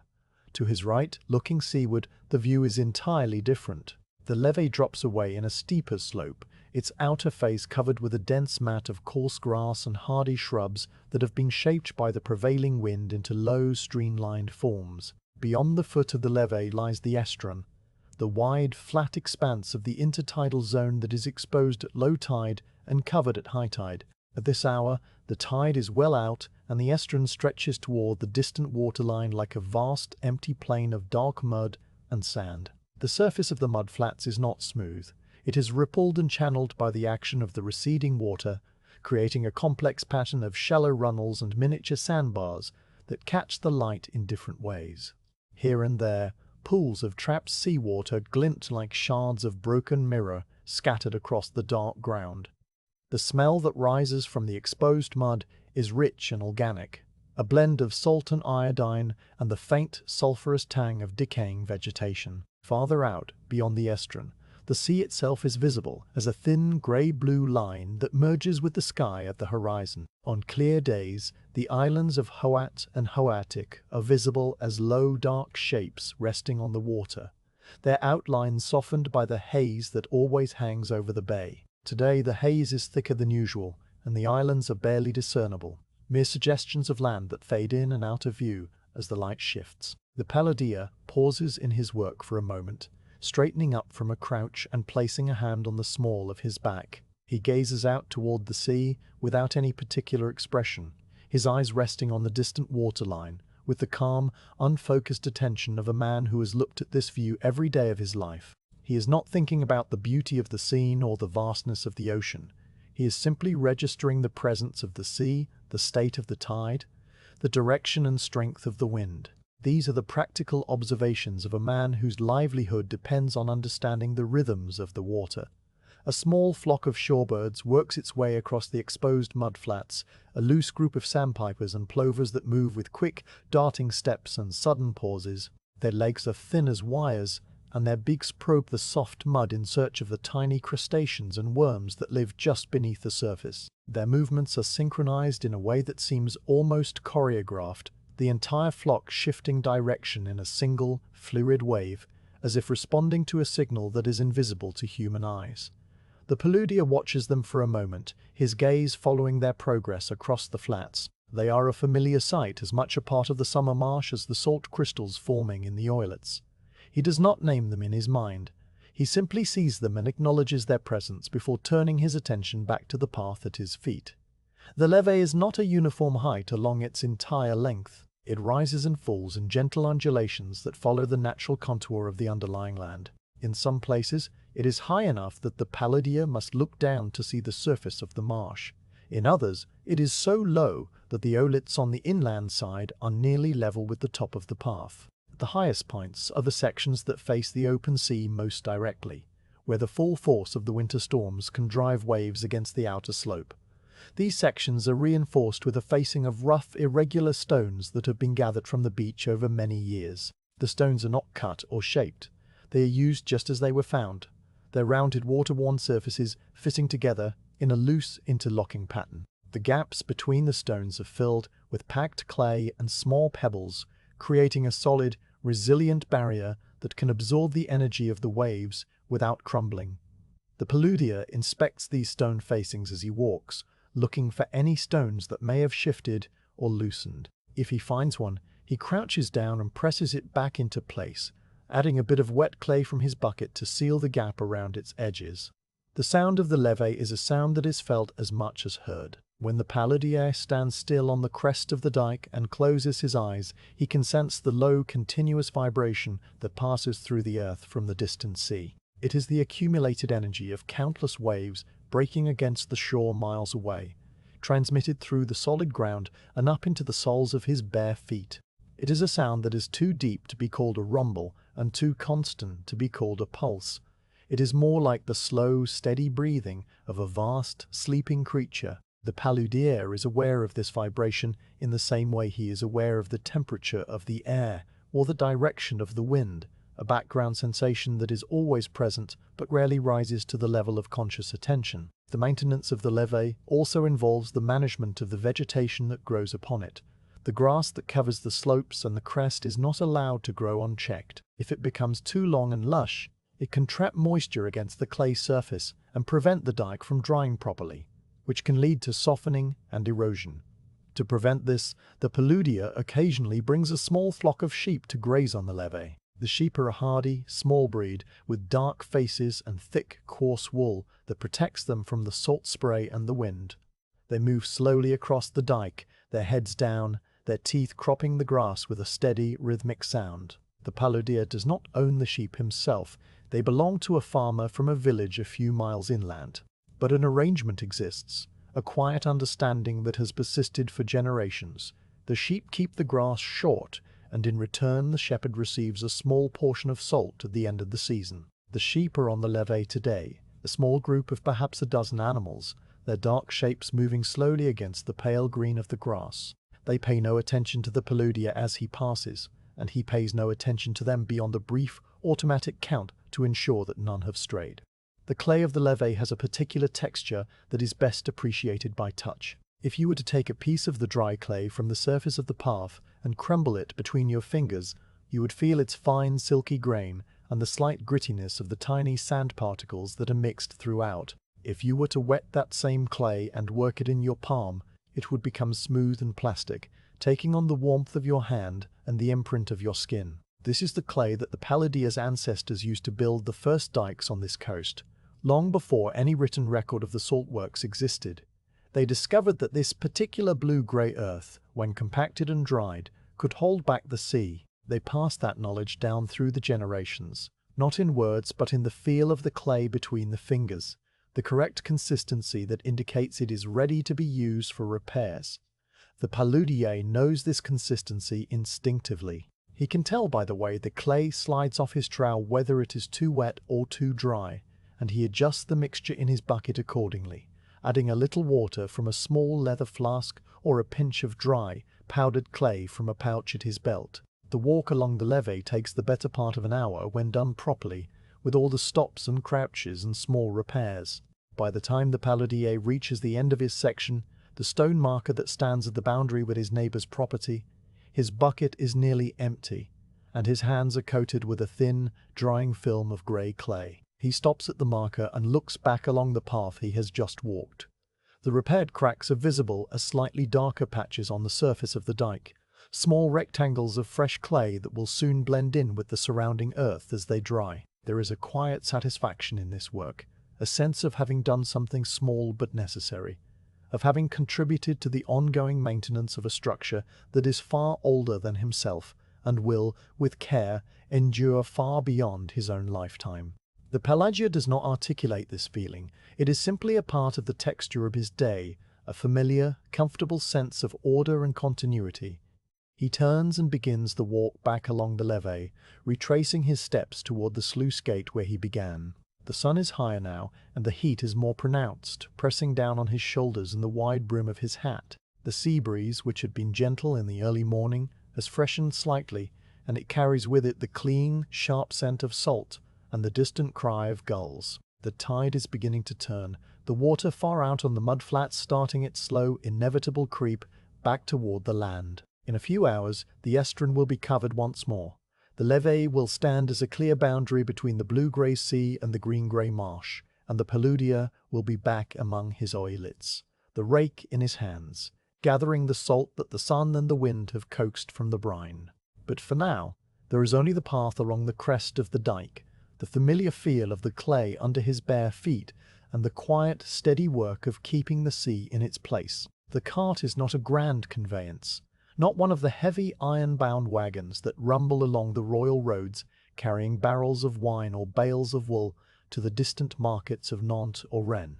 It is a small, modest vehicle built for a single purpose, to carry the harvested salts from the edge of the oilets to the storage shed that stands near the village, a journey of perhaps half a mile along a narrow, rutted path that winds through the marsh. Its construction speaks of the same patient, practical intelligence that shapes the clay basins and maintains the levee. The bed of the cart is a shallow, rectangular box made from planks of chestnut wood, light in weight but sturdy enough to bear the load of many small journeys. The wood has aged over the years to a pale, silvery grey, a colour that comes from the combined effects of sun, salt spray, and the constant abrasion of the crystals that are heaped upon it. The surface of the planks is no longer smooth. It is pitted and grooved, etched with a fine network of tiny scratches that catch the light and give the wood the texture of weathered driftwood found on the high tide line. The wheels are the cart's most distinctive feature. They are tall, nearly reaching the height of a man's hip, and they are narrow, with a thin iron tire that bites into the packed earth of the path. This height is not an accident of design, it is a deliberate choice that allows the cart to pass over the uneven ground of the marsh without becoming stuck in the soft patches of mud or the shallow ruts that form after rain.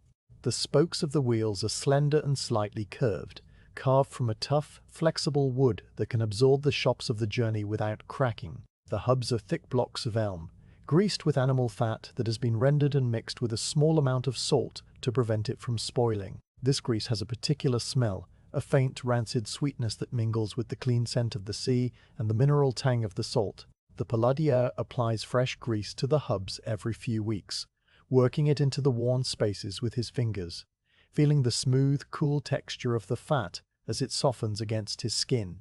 The cart is pulled by a single horse, a bred and draft animal of a type that has been bred in this region for centuries. It is not a large horse by the standards of the heavy war horses that carry armored knights into the distant battles of the 9 Years' War, nor is it a swift, elegant courser of the kind that might be found in the stables of a nobleman.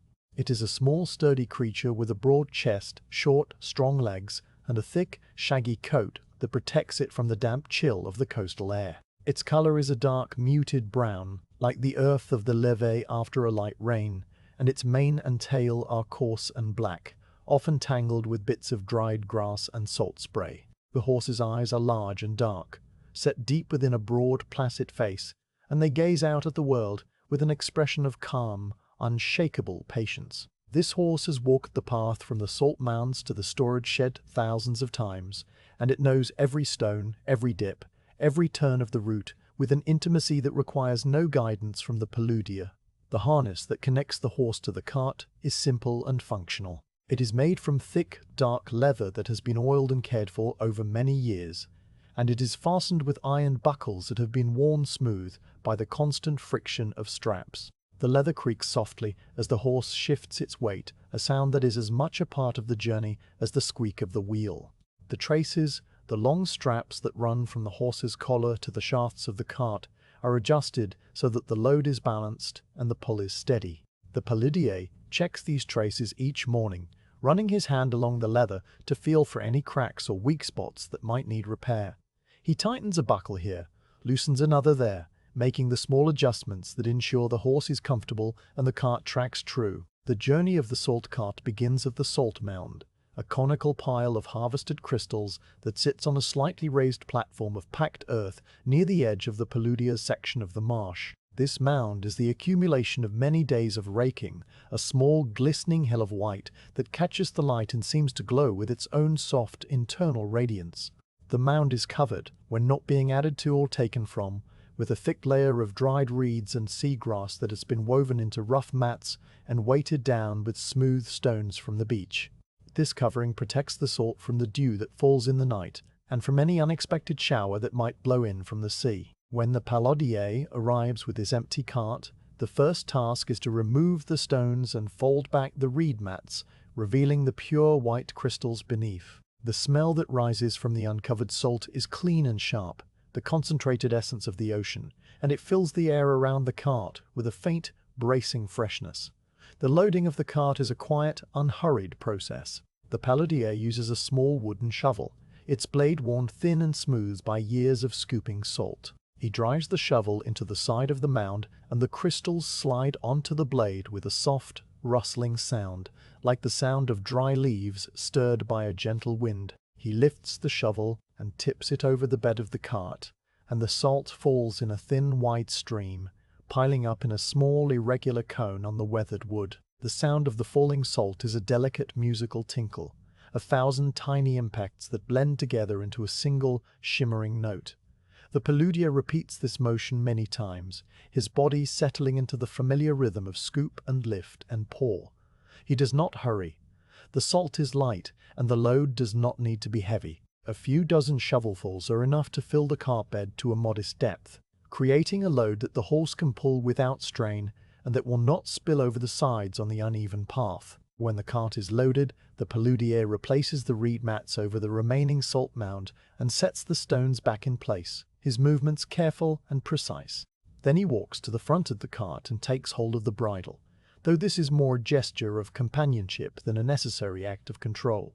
The horse knows the way. The paludier clicks his tongue softly, a quiet sound that is barely audible above the rustle of the wind in the marsh grass, and the horse leans into the harness. The leather traces creak as they take up the slack. The wooden shafts of the cart shift slightly, and the iron tires of the tall wheels begin to turn. The journey has begun. The path that the cart follows is the same path that the paludier walks each morning from the village to the salt works. It is a narrow track of packed earth, no wider than the cart itself, and it winds through the marsh in a series of gentle curves that follow the contours of the land and the layout of the oilets. The surface of the path is rutted and uneven, marked by the passage of countless cartwheels over countless summers.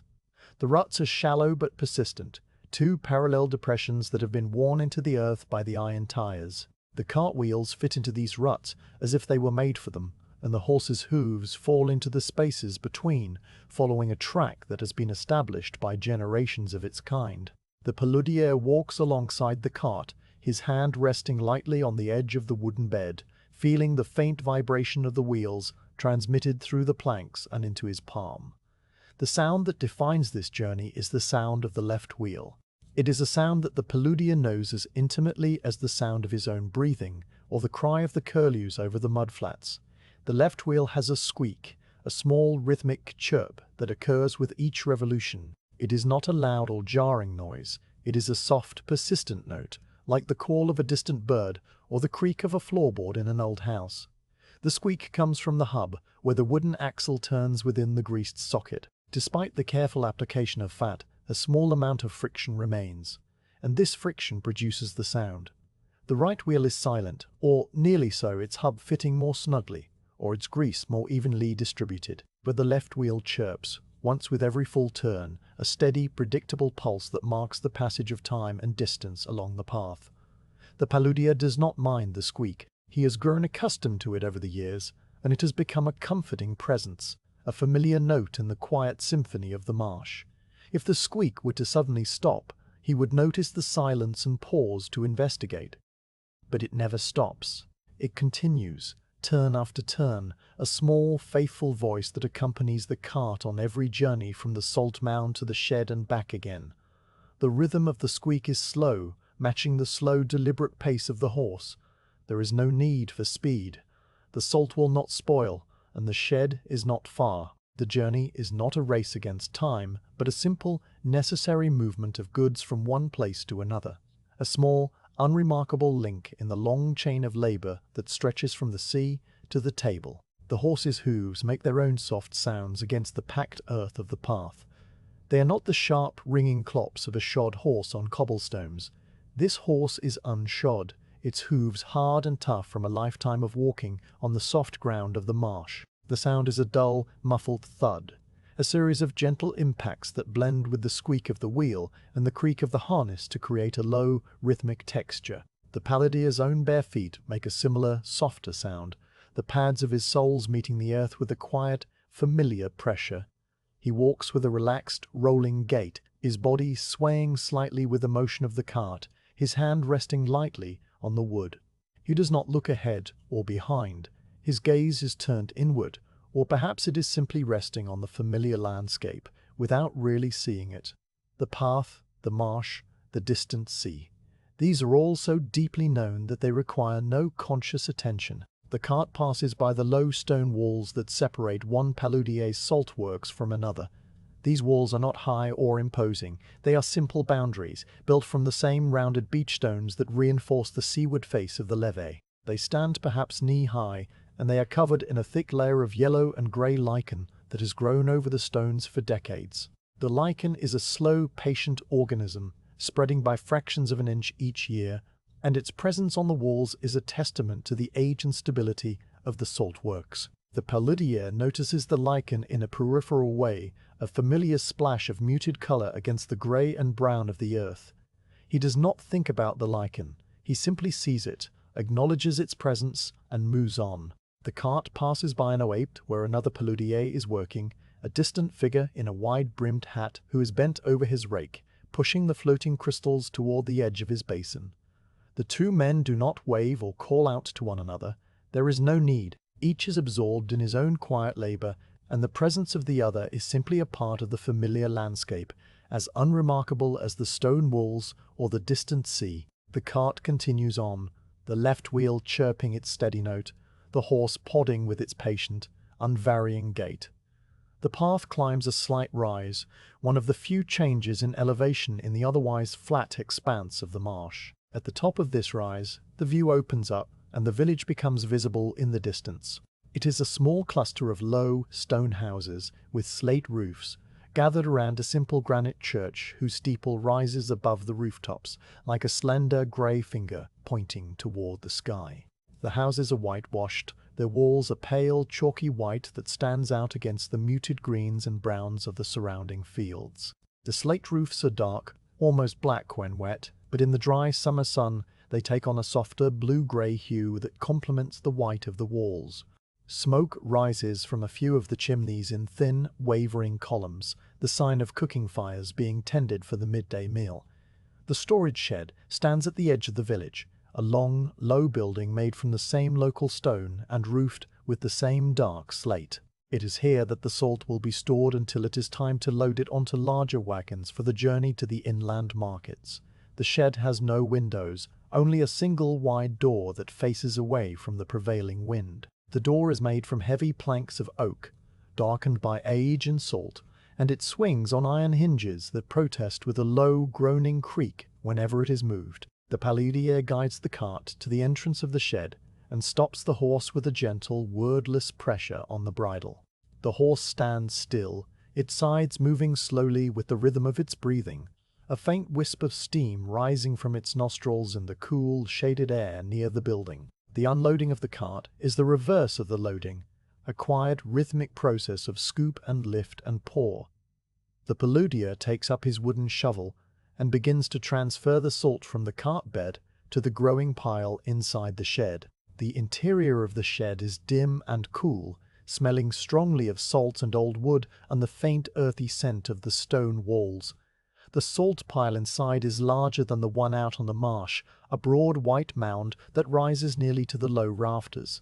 It is the accumulation of many weeks of labor, the tangible result of all those small sweeps of the rake, all those patient journeys along the narrow path. The paludier adds his small load to the pile, and the fresh salt slides down the slope of the mound, blending with the older crystals until it is indistinguishable from the rest. When the cart is empty, the paludier brushes the remaining salt dust from the wooden bed with a small stiff broom made from twigs. He collects the sweepings in his hand and adds them to the pile, wasting nothing. Then he leads the horse and cart back out into the daylight and turns them toward the marsh. The return journey is a mirror of the outward one. The same slow pace, the same chirping wheel, the same quiet, rolling gait of the horse. The paludier's hand rests once more on the edge of the cart bed, feeling the familiar vibration.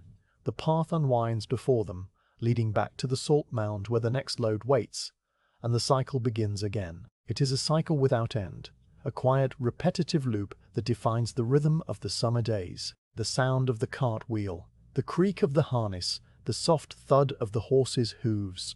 These are the sounds of the salt marsh in the summer of 1689, sounds that speak not of war or kings or distant events, but of the patient, enduring labor of the earth and the sea. The village that serves as the quiet center of the salt marsh is not a place that announces itself with grandeur or noise. It rises from the flat coastal plain as gradually as the levee itself, a cluster of low stone buildings that seem to have grown from the same grey earth that lines the oilets. In the summer of 1689, this village is home to perhaps 24 families, all of them bound together by the common labor of the salt works and the shared rhythm of the tides.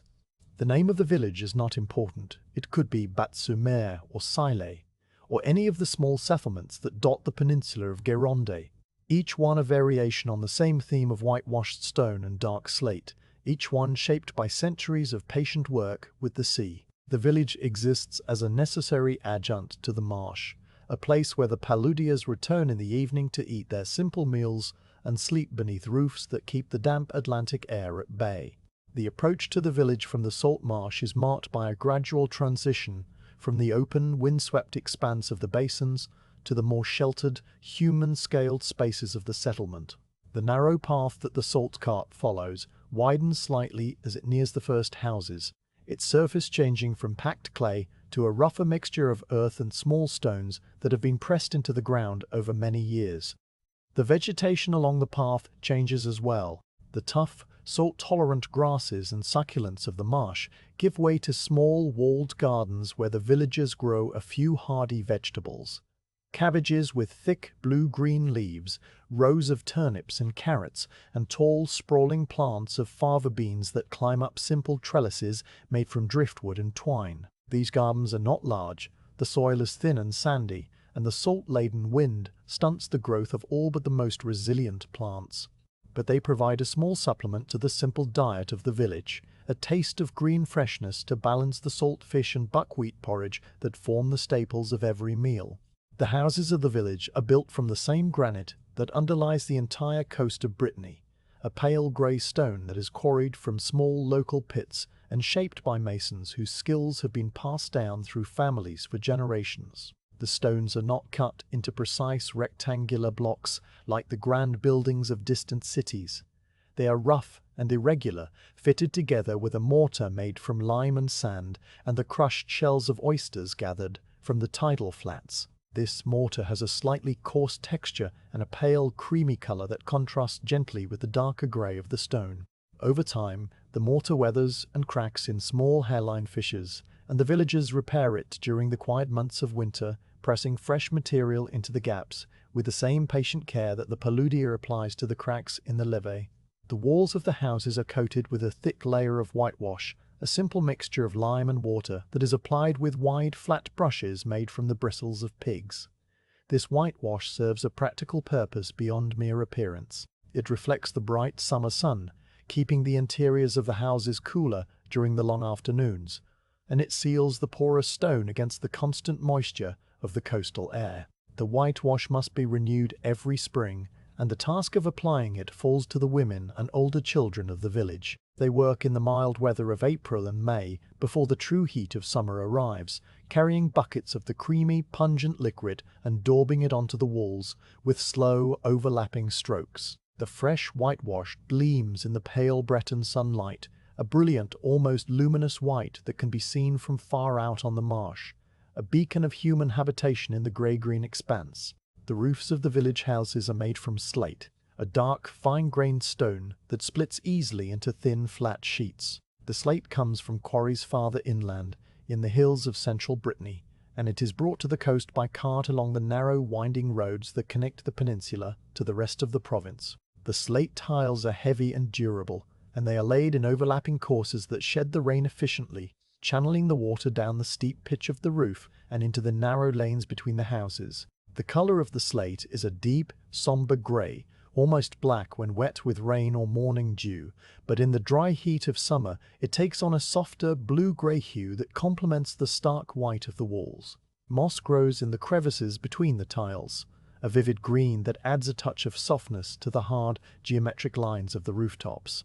The houses themselves are modest in size, typically consisting of a single large room that serves as kitchen, living space and sleeping quarters, with a loft above reached by a simple wooden ladder where the children sleep. The floors are made of packed earth, beaten hard and smooth by generations of feet, and they are covered in places with simple rush mats that are replaced each autumn. The hearth is the heart of the house, a large open fireplace built into one of the interior walls, with a wide chimney that rises through the roof. This hearth is where all the cooking is done, in heavy iron pots suspended from hooks or set directly on the embers. The fire is never allowed to go out completely. Even in the warmest days of summer, a small bed of coals is kept alive beneath a covering of ash, ready to be revived for the evening meal. The furniture in these houses is sparse and functional. A heavy table of dark scrubbed oak stands near the hearth, surrounded by simple benches and a single chair with a high back that is reserved for the head of the household. A large wooden chest, often carved with simple geometric patterns, holds the family's few possessions, extra clothing of coarse linen and wool, a set of pewter spoons, perhaps a treasured piece of pottery brought back from a distant market. The beds are simple wooden frames, strung with ropes that support mattresses stuffed with straw or dried heather, and they are covered with thick blankets woven from the wool of the hardy local sheep. The walls are bare except for a small wooden crucifix hanging above the hearth, and, in some houses, a single shelf holding a few precious objects, a painted plate, a small statue of a saint, a bundle of dried herbs that smell of lavender and rosemary. The village is arranged around a central open space, a square of packed earth that serves as the gathering place for the community. This square is not paved or ornamented. It is simply a widening of the main path, a place where the narrow lanes that wind between the houses converge. In the center of the square stands a stone well, its circular mouth covered by a wooden lid to keep out leaves and debris. The well is deep, reaching down through the sandy soil to a layer of fresh water that lies beneath the salt marsh, a precious resource that is carefully tended. The women of the village gather at the well in the early morning and late afternoon, drawing water in wooden buckets and carrying them back to their houses, balanced on yokes across their shoulders. The sound of the well's windlass is a familiar note in the daily rhythm of the village, a creaking, groaning sound as the rope is lowered and raised, followed by the soft splash of the bucket meeting the water far below. Around the square stand the few buildings that serve the communal needs of the village. There is a small bakery, a low stone structure with a large domed oven built into one wall, where the women bring their dough of buckwheat and rye to be baked into the dark, dense loaves that are the staple bread of the region. The baker is an old man, with flour permanently dusted into the lines of his face and hands, and he tends the fire of his oven with a quiet, methodical attention that mirrors the paludier's care for his oilets. The smell of baking bread drifts through the village in the early morning, a warm, yeasty fragrance that mingles with the clean salt scent of the marsh and the faint smoke from the hearth fires. There is also a small smithy, a dark, soot-stained building where the village blacksmith works at his forge. His labor is not constant. The needs of the village are modest, and he spends much of his time repairing tools rather than creating new ones. The ring of his hammer on the anvil is an occasional sound, a sharp metallic note that cuts through the soft background noises of the village and then fades, leaving the silence deeper than before. He sharpens the blades of the paludier's rakes, repairs the iron tires of the salt carts, and fashions the simple hooks and hinges that are needed for the houses. His forge is a place of heat and noise in a world otherwise defined by coolness and quiet, and the children of the village are drawn to its open door, watching the sparks fly from the hammered iron with wide, wondering eyes. The most prominent building in the village is the church, a simple granite structure that stands at one end of the square, its steeple rising above the slate rooftops like a slender finger pointing toward the grey sky. The church is not grand or ornate. It is a place of plain, unadorned faith, built by the hands of the villagers themselves over many generations. The walls are thick and solid, pierced by a few narrow windows that admit a soft, diffused light. The interior is cool and dim, smelling of old stone and beeswax and the faint, sweet scent of incense that lingers from the Sunday masses. The floor is made of large, irregular flagstones that have been worn smooth by the passage of countless feet, and the wooden pews are simple benches darkened by age and polished by use.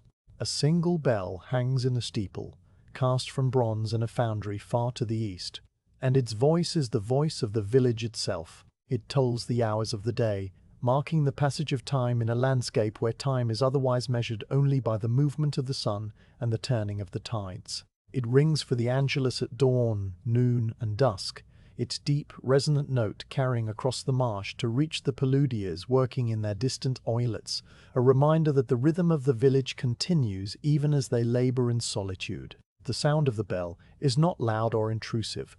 It is a soft, mellow tone that seems to blend with the wind and the cry of the gulls, a part of the natural soundscape of the coast. When the paludier hears it from his place among the basins, he pauses for a moment, his rake still in his hands, and he bows his head slightly in a brief private acknowledgement of the prayer. Then he resumes his work, the rhythm of the sweep continuing as if it had never been interrupted. The bell is a thread that connects the scattered labors of the marsh to the communal life of the village, a reminder that even in the solitude of the oilets, the paludier is part of a larger whole. The village is surrounded by the evidence of its primary occupation. Behind many of the houses, in small walled enclosures, stand the conical piles of salt that are the personal reserves of the individual paludiers. These are not the large commercial mounds that will eventually be loaded onto wagons and sent to the markets of Nantes and Rennes. They are smaller, family stores set aside for the use of the household and for the quiet, local exchanges that form the economy of the village. The salt from these personal piles is used to preserve the fish caught in the nearby waters, to cure the pork from the pigs that are kept in sties behind the houses, and to flavor the simple meals that are prepared on the hearth fires. It is also used as a form of currency in the small informal transactions of village life, a measure of salt in exchange for a length of woolen cloth, a basket of salt traded for a pair of shoes made by the local cobbler. The salt piles are covered with the same reed mats and weighted stones that protect the larger mounds out on the marsh. They sit in their enclosures like small slumbering creatures, their white peaks just visible above the low stone walls. In the evening light, when the sun is low and the sky is streaked with pale gold and soft grey, these salt piles take on a warm rosy glow, a soft luminescence that seems to come from within the crystals themselves. The paludier, returning from his day's labour on the narrow path from the marsh, sees these glowing piles as he enters the village, and they are a quiet reassurance, a visible sign of the work that has been done and the provision that has been made for the months ahead. The lanes between the houses are narrow and winding, their surfaces covered with a layer of crushed shells and small pebbles that crunch softly underfoot. These lanes are shaded by the overhanging eaves of the slate roofs, and they provide a cool, sheltered passage from the square to the outskirts of the village. In the heat of the afternoon, the older villagers sit on simple wooden benches placed against the whitewashed walls, their faces turned toward the faint breeze that filters through the lanes. They do not speak much, their conversations are low and intermittent, brief exchanges about the weather or the state of the salt harvest or the health of a neighbor's child. The silence between their words is long and comfortable, filled with the soft sounds of the village, the clucking of chickens scratching in the dust, the distant bleat of a sheep from the common pasture, the slow, rhythmic creak of a sign swinging in the wind outside the small tavern that serves the few travelers who pass through. The tavern is a modest establishment, a single room with a low ceiling and a packed earth floor, where the paludiers sometimes gather in the evening to share a cup of cider made from the small, tart apples that grow in the sheltered orchards inland. The cider is pale and slightly cloudy, with a sharp, refreshing taste that cuts through the salt that seems to coat everything in the village. The paludiers sit on rough benches around a heavy oak table, their hands wrapped around earthenware cups, and they speak in the same low, unhurried tones that they use for everything else. They do not discuss the war that rages in the distant east, or the politics of the royal court at Versailles. They talk about the depth of the water in the oilets, the quality of the salt crust that formed today, the condition of the levee after the last high tide. Their words are practical and calm, the quiet exchange of knowledge among men who share a common labour and a common understanding of the world. The children of the village play in the lanes and the square, their games simple and quiet. They gather smooth stones from the beach and arrange them in patterns on the ground, or they chase the chickens in slow, laughing circles until the birds scatter in a flurry of feathers and indignant clucks. Their voices are the brightest sounds in the village, high and clear, but even they are tempered by the pervasive calm of the place. They learn from an early age that the salt marsh demands quiet and patience, and their play reflects this lesson. They build small imaginary oilettes in the dirt, using twigs for rakes and pretending to gather the invisible salt from puddles of rainwater. As the evening deepens and the light fades from the sky, the village settles into a profound quiet. The hearth fires are banked for the night, their embers glowing softly beneath the ash.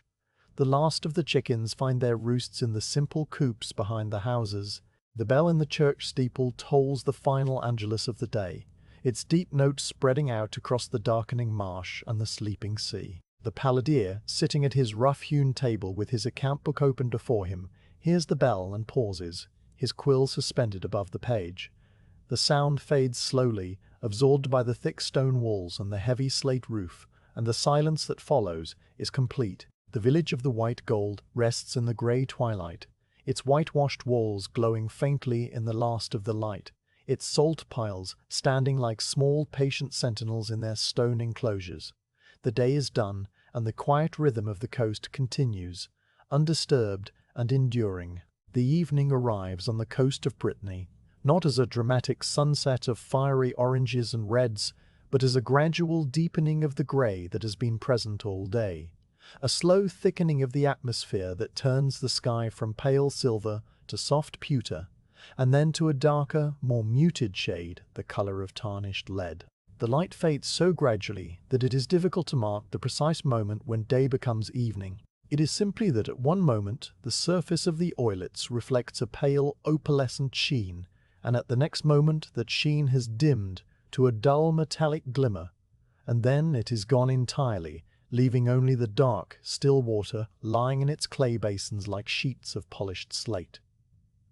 The paludier has finished his raking for the day. His rake leans against the stone wall of the shed, wiped clean and ready for the morning. The salt cart has made its final journey along the narrow path, its left wheel chirping its familiar note, and the horse has been led to its small stable behind the village house, where it stands now in the warm darkness, munching slowly on a bundle of dried hay. The focus of the paludier's attention in this quiet hour is the salt mound, the conical pile of harvested crystals that sits on its raised platform of packed earth at the edge of his section of the marsh. The mound is not large by the standards of the commercial piles that will eventually be loaded onto wagons for the inland markets, but it represents the accumulation of many days of patient labor, each small sweep of the rake adding a few handfuls to its mass. During the day, while the sun is high and the breeze is steady from the west, the mound is left uncovered, its white surface exposed to the air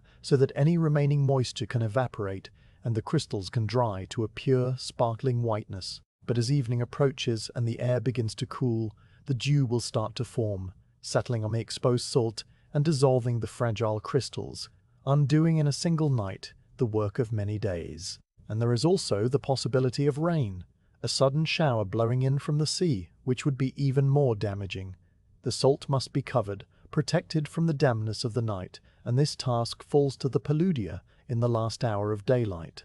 The covering for the salt mound is a simple but effective construction made from materials that are abundant in the coastal environment. The primary layer is a thick thatch of dried reeds, the same tall, slender plants that grow in dense stands along the edges of the freshwater streams that empty into the marsh. These reeds are harvested in the late autumn, after they've turned from green to a pale golden brown, and their leaves have dried to a papery crispness. The paludier and the other villagers cut the reeds with long, curved knives, gathering them into large bundles that are tied with twisted lengths of the same material. The bundles are then stored in a dry corner of the shed or under the eaves of the house, where they will remain until needed. The reeds have a particular smell, a dry, grassy fragrance that is faintly sweet and entirely pleasant, reminiscent of warm summer meadows and the clean scent of straw. The paludier retrieves a large armful of these reed bundles from the shed, carrying them across the narrow path to the salt mound. The bundles are light but awkward, their long stems catching the breeze and rustling with a soft papery sound that is one of the characteristic noises of the marsh. He lays the bundles on the ground beside the mound and then begins the careful work of arranging them over the conical pile of salt. The reeds are laid in overlapping layers, like the shingles on a roof, starting at the bottom of the mound and working upward toward the peak. Each bundle is spread out slightly, its stems separated and fanned across the surface of the salt so that they form a continuous protective mat. The paludier works with a slow, methodical patience, his hands moving in familiar patterns, pressing the reeds gently against the salt to ensure that no crystals are left exposed.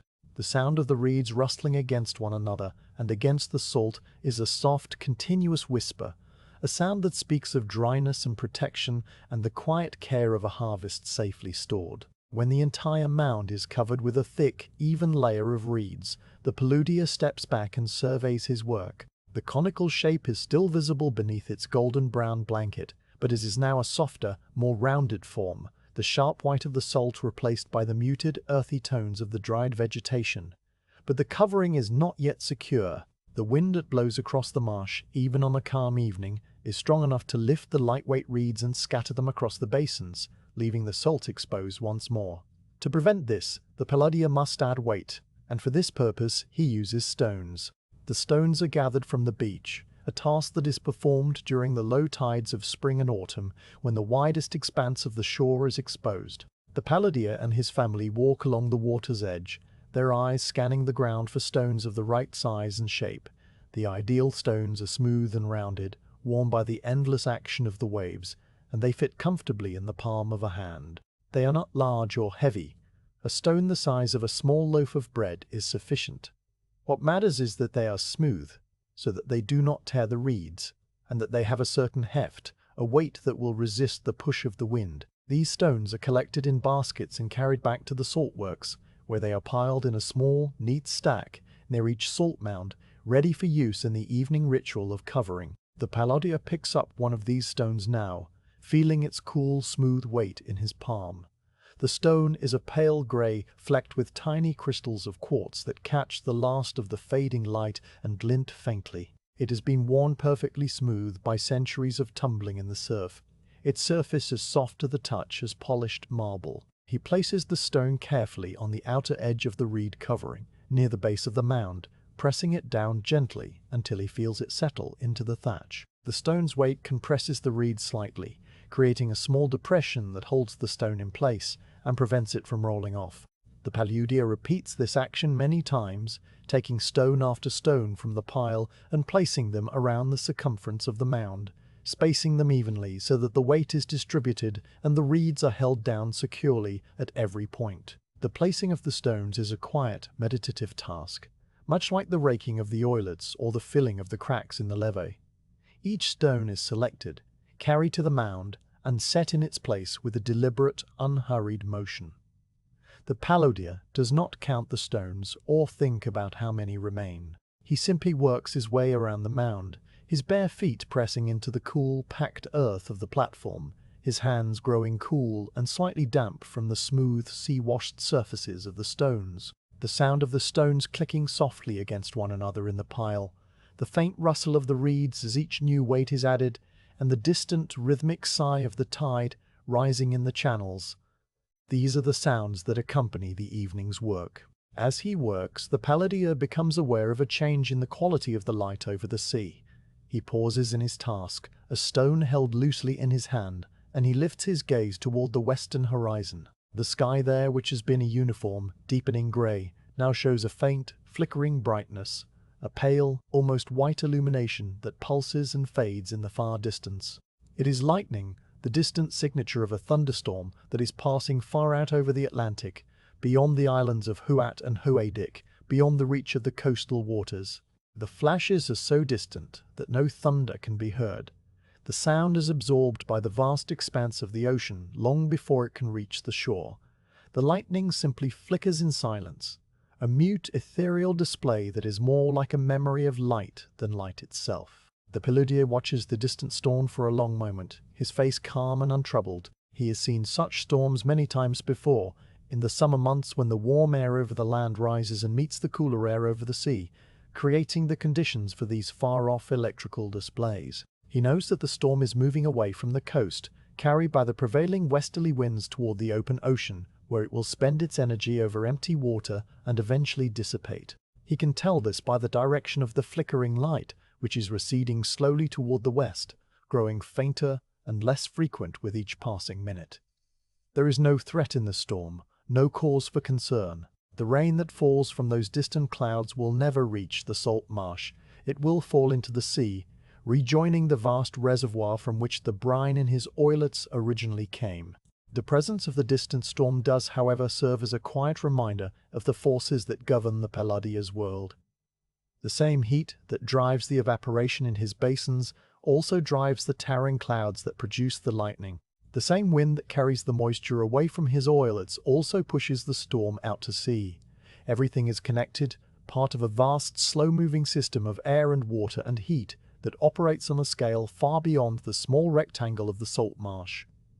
The paludier does not think about these connections in any abstract or philosophical way. He simply notes the presence of the storm, acknowledges its distance and its harmlessness, and then returns his attention to the task at hand. The stone is still in his hand, cool and smooth, and he places it on the reed covering with the same careful precision as all the others.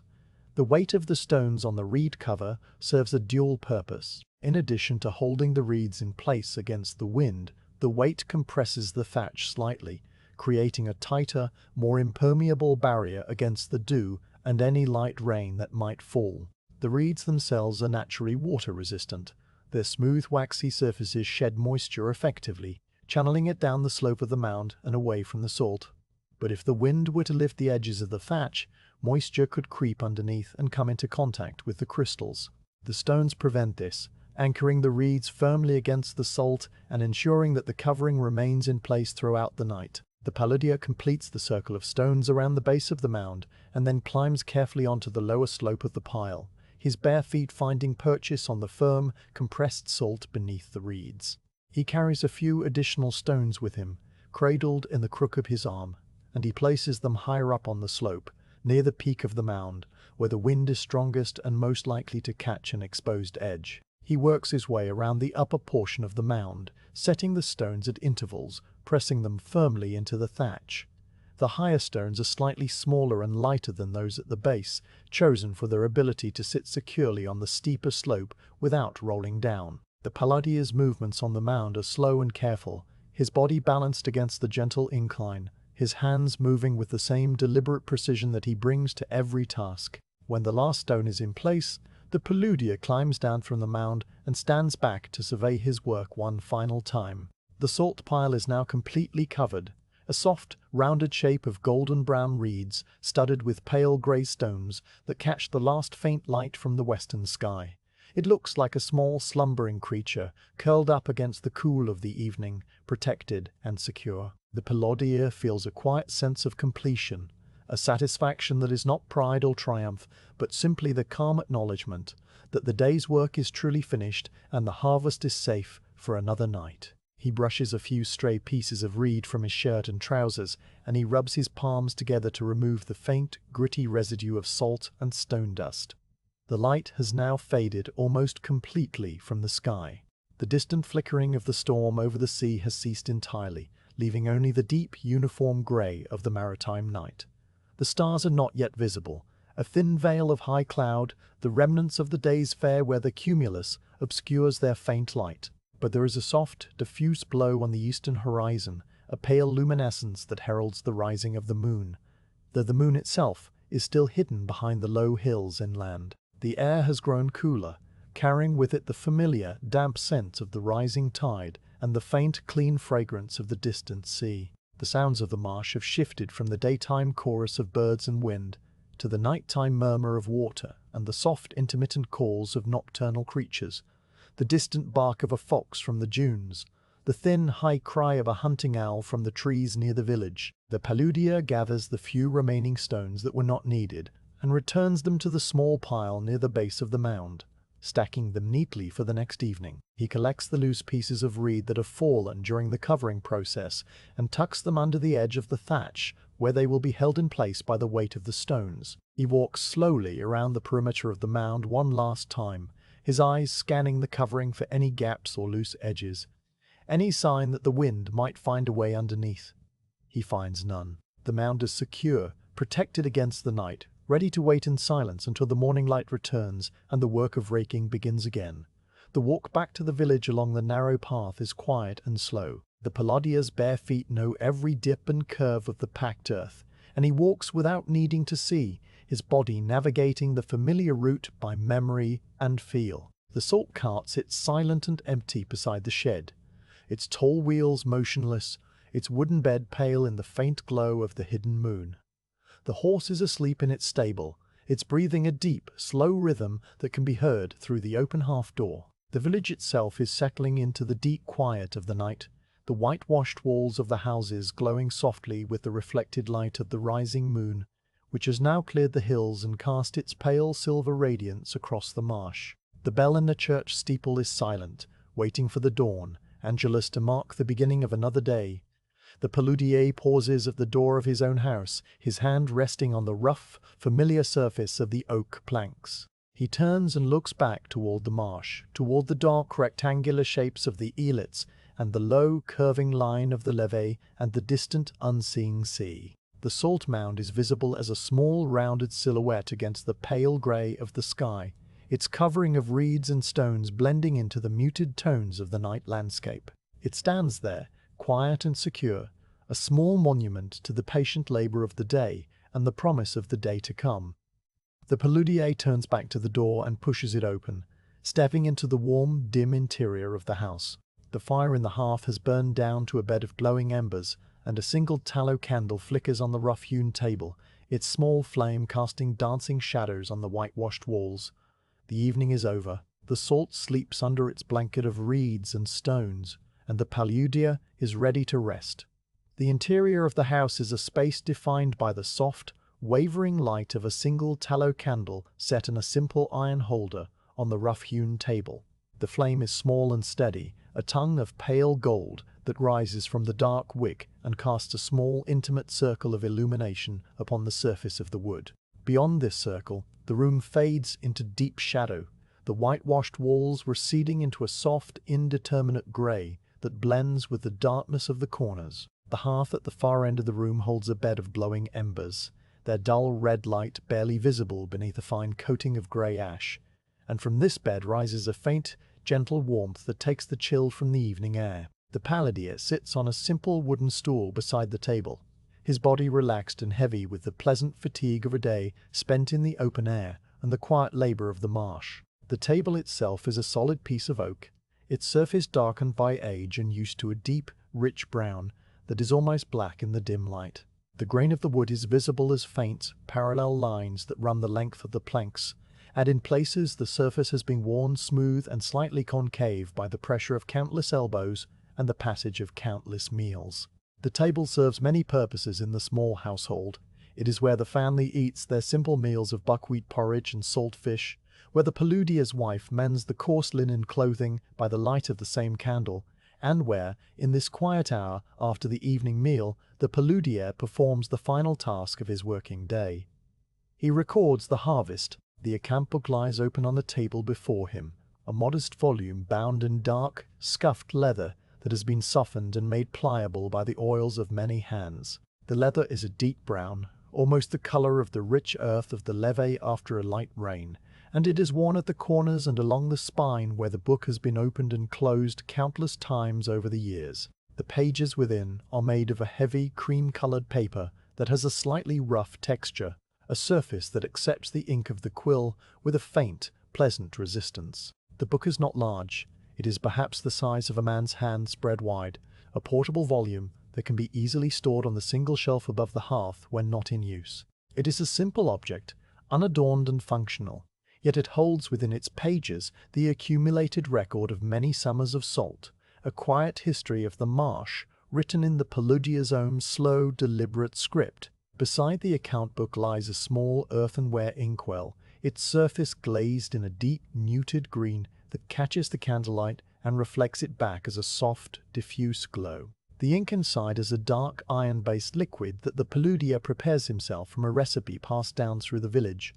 It is made from oak galls gathered in the inland woods, crushed and boiled with iron filings and a small amount of gum arabic to give it body. The resulting ink is a deep, rich black that dries to a slightly lighter shade on the paper, and it has a faint, sharp smell that mingles with the other scents of the room, the tallow of the candle, the lingering aroma of the evening meal, and the clean, mineral fragrance of salt that seems to permeate everything in the village.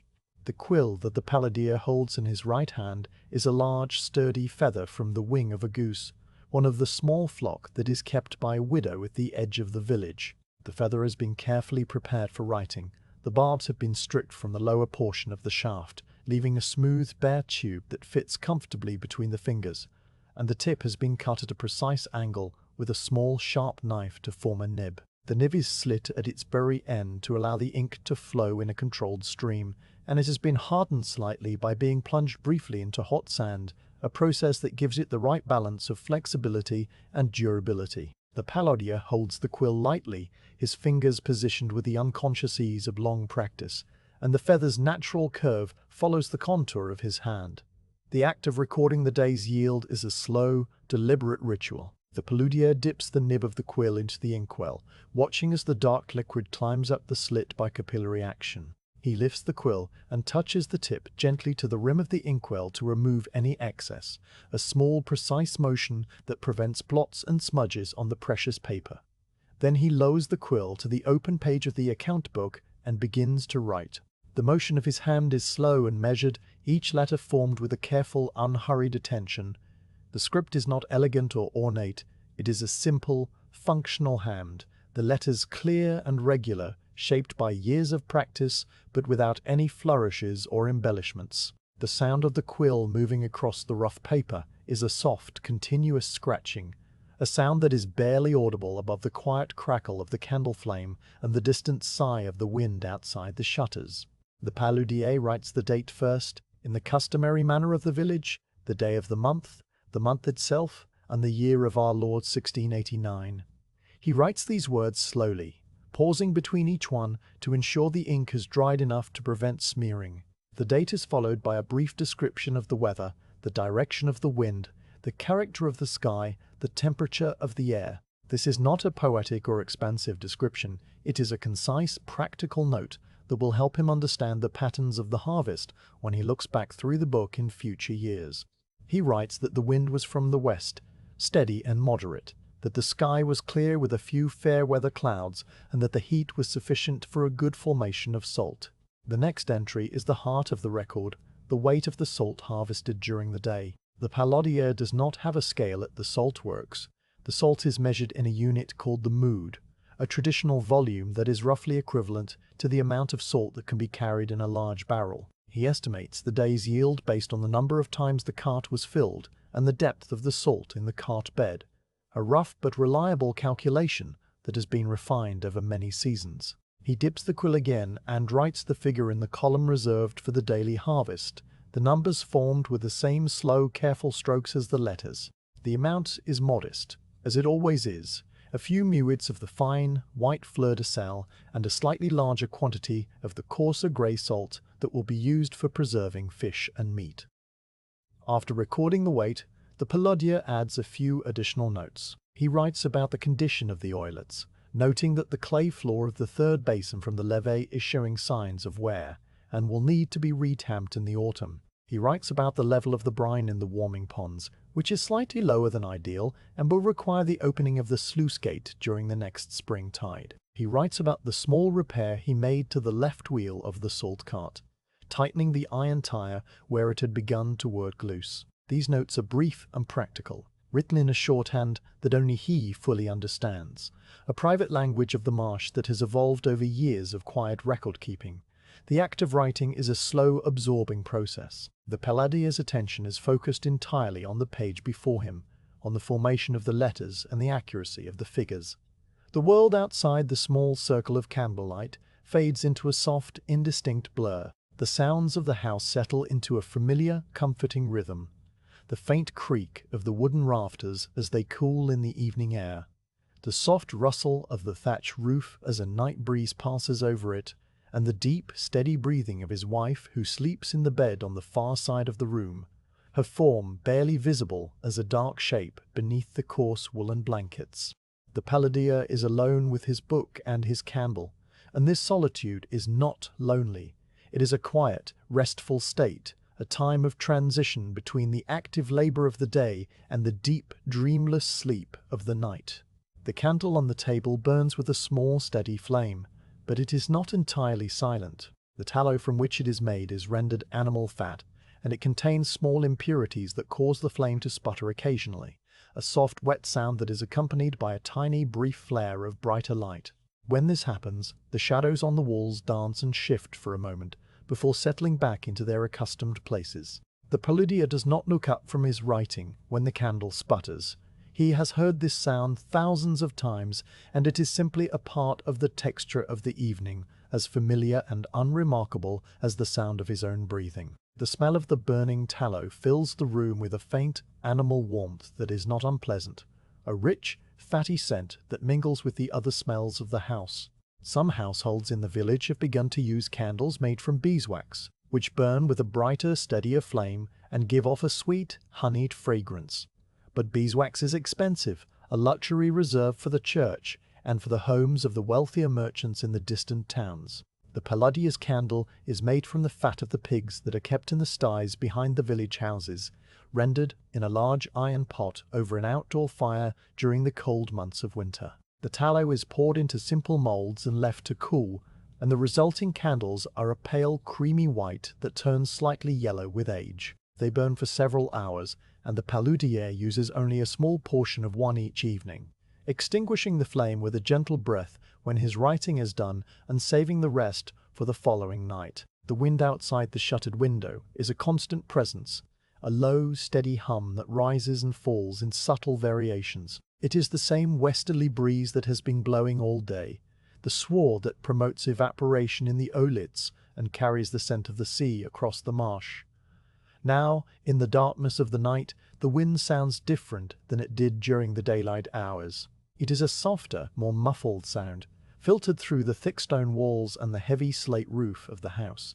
It whispers around the corners of the building and sighs through the narrow gaps around the window shutters, a sound that is both vast and intimate, a reminder of the open, windswept world that lies just beyond the warm, sheltered interior. The paludier listens to the wind without really hearing it, his attention focused on the page before him, but the sound is a comfort, a familiar companion that has been with him every night of his life.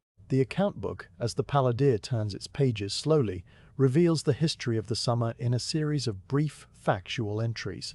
He does not read back through the pages with any sense of nostalgia or reflection. He simply turns them to find the correct place for the day's entry, and in doing so, his eye passes over the records of previous days. He sees the entry for the day in late June when the first significant harvest of fleur de sel was gathered, a small amount compared to the yields of high summer, but a promising beginning. He sees the entry for the week in early July when the wind shifted to the east and the harvest was poor, the salt forming in coarse grey crystals that were less valued. He sees the entries for the long, steady days of midsummer when the weather was perfect and the salt flower bloomed abundantly on the surface of the oilets. These entries are not memories in the usual sense. They are simple facts, recorded and then set aside, a quiet documentation of the passing season. The paludier reaches the end of his writing and sets the quill down carefully on the table, its nib resting on a small piece of folded cloth to protect the wood from the ink. He reads over the day's entry one final time, his lips moving silently as he checks the figures and the notes. Finding everything in order, he nods once, a small private gesture of completion. He closes the account book gently, pressing the leather cover down against the pages, and he sets it aside on the corner of the table where it will remain until the next evening. The leather cover is cool and smooth under his palm, and the weight of the book is a familiar, reassuring presence. The candle has burned down by perhaps a finger's width during the time he has been writing. The flame is slightly lower now, and the pool of melted tallow around the wick has grown larger, a clear, shimmering liquid that reflects the light in tiny, wavering points. The paludier knows that it is time to extinguish the flame and retire to his bed, but he does not rise immediately. He sits for a moment longer in the quiet of the room, his hands resting on the rough surface of the table, his gaze directed toward the small, golden flame. He is not thinking in any directed or purposeful way. His mind is quiet, drifting among the simple impressions of the day, the feel of the rake handle in his hands, the sight of the salt crystals forming on the surface of the oilet, the sound of the cartwheel chirping along the narrow path, the weight of the smooth stones as he placed them on the reed covering of the mound. The cyclical nature of his labor is not something he reflects upon consciously, but it is present in the deep, quiet rhythms of his body and his mind. The raking, the gathering, the carting, the covering, the recording, these tasks repeat, day after day, summer after summer, and they will continue to repeat as long as the sun warms the shallow basins and the wind blows from the west. The paludier does not question this repetition or wish for it to be otherwise. The rhythm is a comfort, a steady, predictable pattern that holds the chaos of the wider world at bay. The war that has begun elsewhere, the armies marching through distant lands, the ships skirmishing in the channel, these are rumors carried on the wind, less substantial than the cry of the gulls. They have no place in the quiet, ordered world of the salt marsh. The paludier leans forward and brings his face close to the candle flame. He purses his lips and blows a single, gentle breath across the wick. The flame flickers wildly for an instant, casting a last, dancing burst of light across the walls and the ceiling, and then it is gone. A thin, curling wisp of smoke rises from the extinguished wick, carrying with it the faint, acrid smell of burnt tallow. The room is plunged into darkness, but it is not a complete darkness. The embers in the hearth glow with a dull, steady red, casting a faint, warm light that is just sufficient to reveal the outlines of the furniture and the pale rectangle of the shuttered window. The paludier's eyes adjust slowly to the dimness, and he rises from the stool, his joints creaking softly in the quiet room. He crosses the small space to the bed, his bare feet silent on the packed earth floor. The bed is a simple wooden frame, strung with ropes that support a mattress filled with dried heather and straw. The blankets are coarse and heavy, woven from the wool of the local sheep, and they smell faintly of lanolin and the clean, dry scent of the marsh. The paludier eases himself onto the mattress, feeling the ropes give slightly under his weight, and he pulls the blankets up to his chin. The pillow beneath his head is stuffed with goose feathers, and it rustles softly as he settles into its familiar contours. The sounds of the night filter into the room, the distant, rhythmic sigh of the tide rising in the channels of the marsh, the soft hoot of an owl from the trees near the village, and the ever-present hum of the wind around the eaves. The paludier closes his eyes, and the darkness behind his eyelids is complete and restful. His breathing slows and deepens, matching the slow, steady rhythm of the sea. He does not think of the day that is past, or the day that will come. He simply rests, his body heavy and relaxed, his mind empty and quiet. The salt sleeps under its blanket of reeds and stones, the wheelets lie dark and still in their clay basins, and the village of the white gold is silent under the pale light of the moon. The summer of 1689 continues, one quiet day following another, and the paludier sleeps.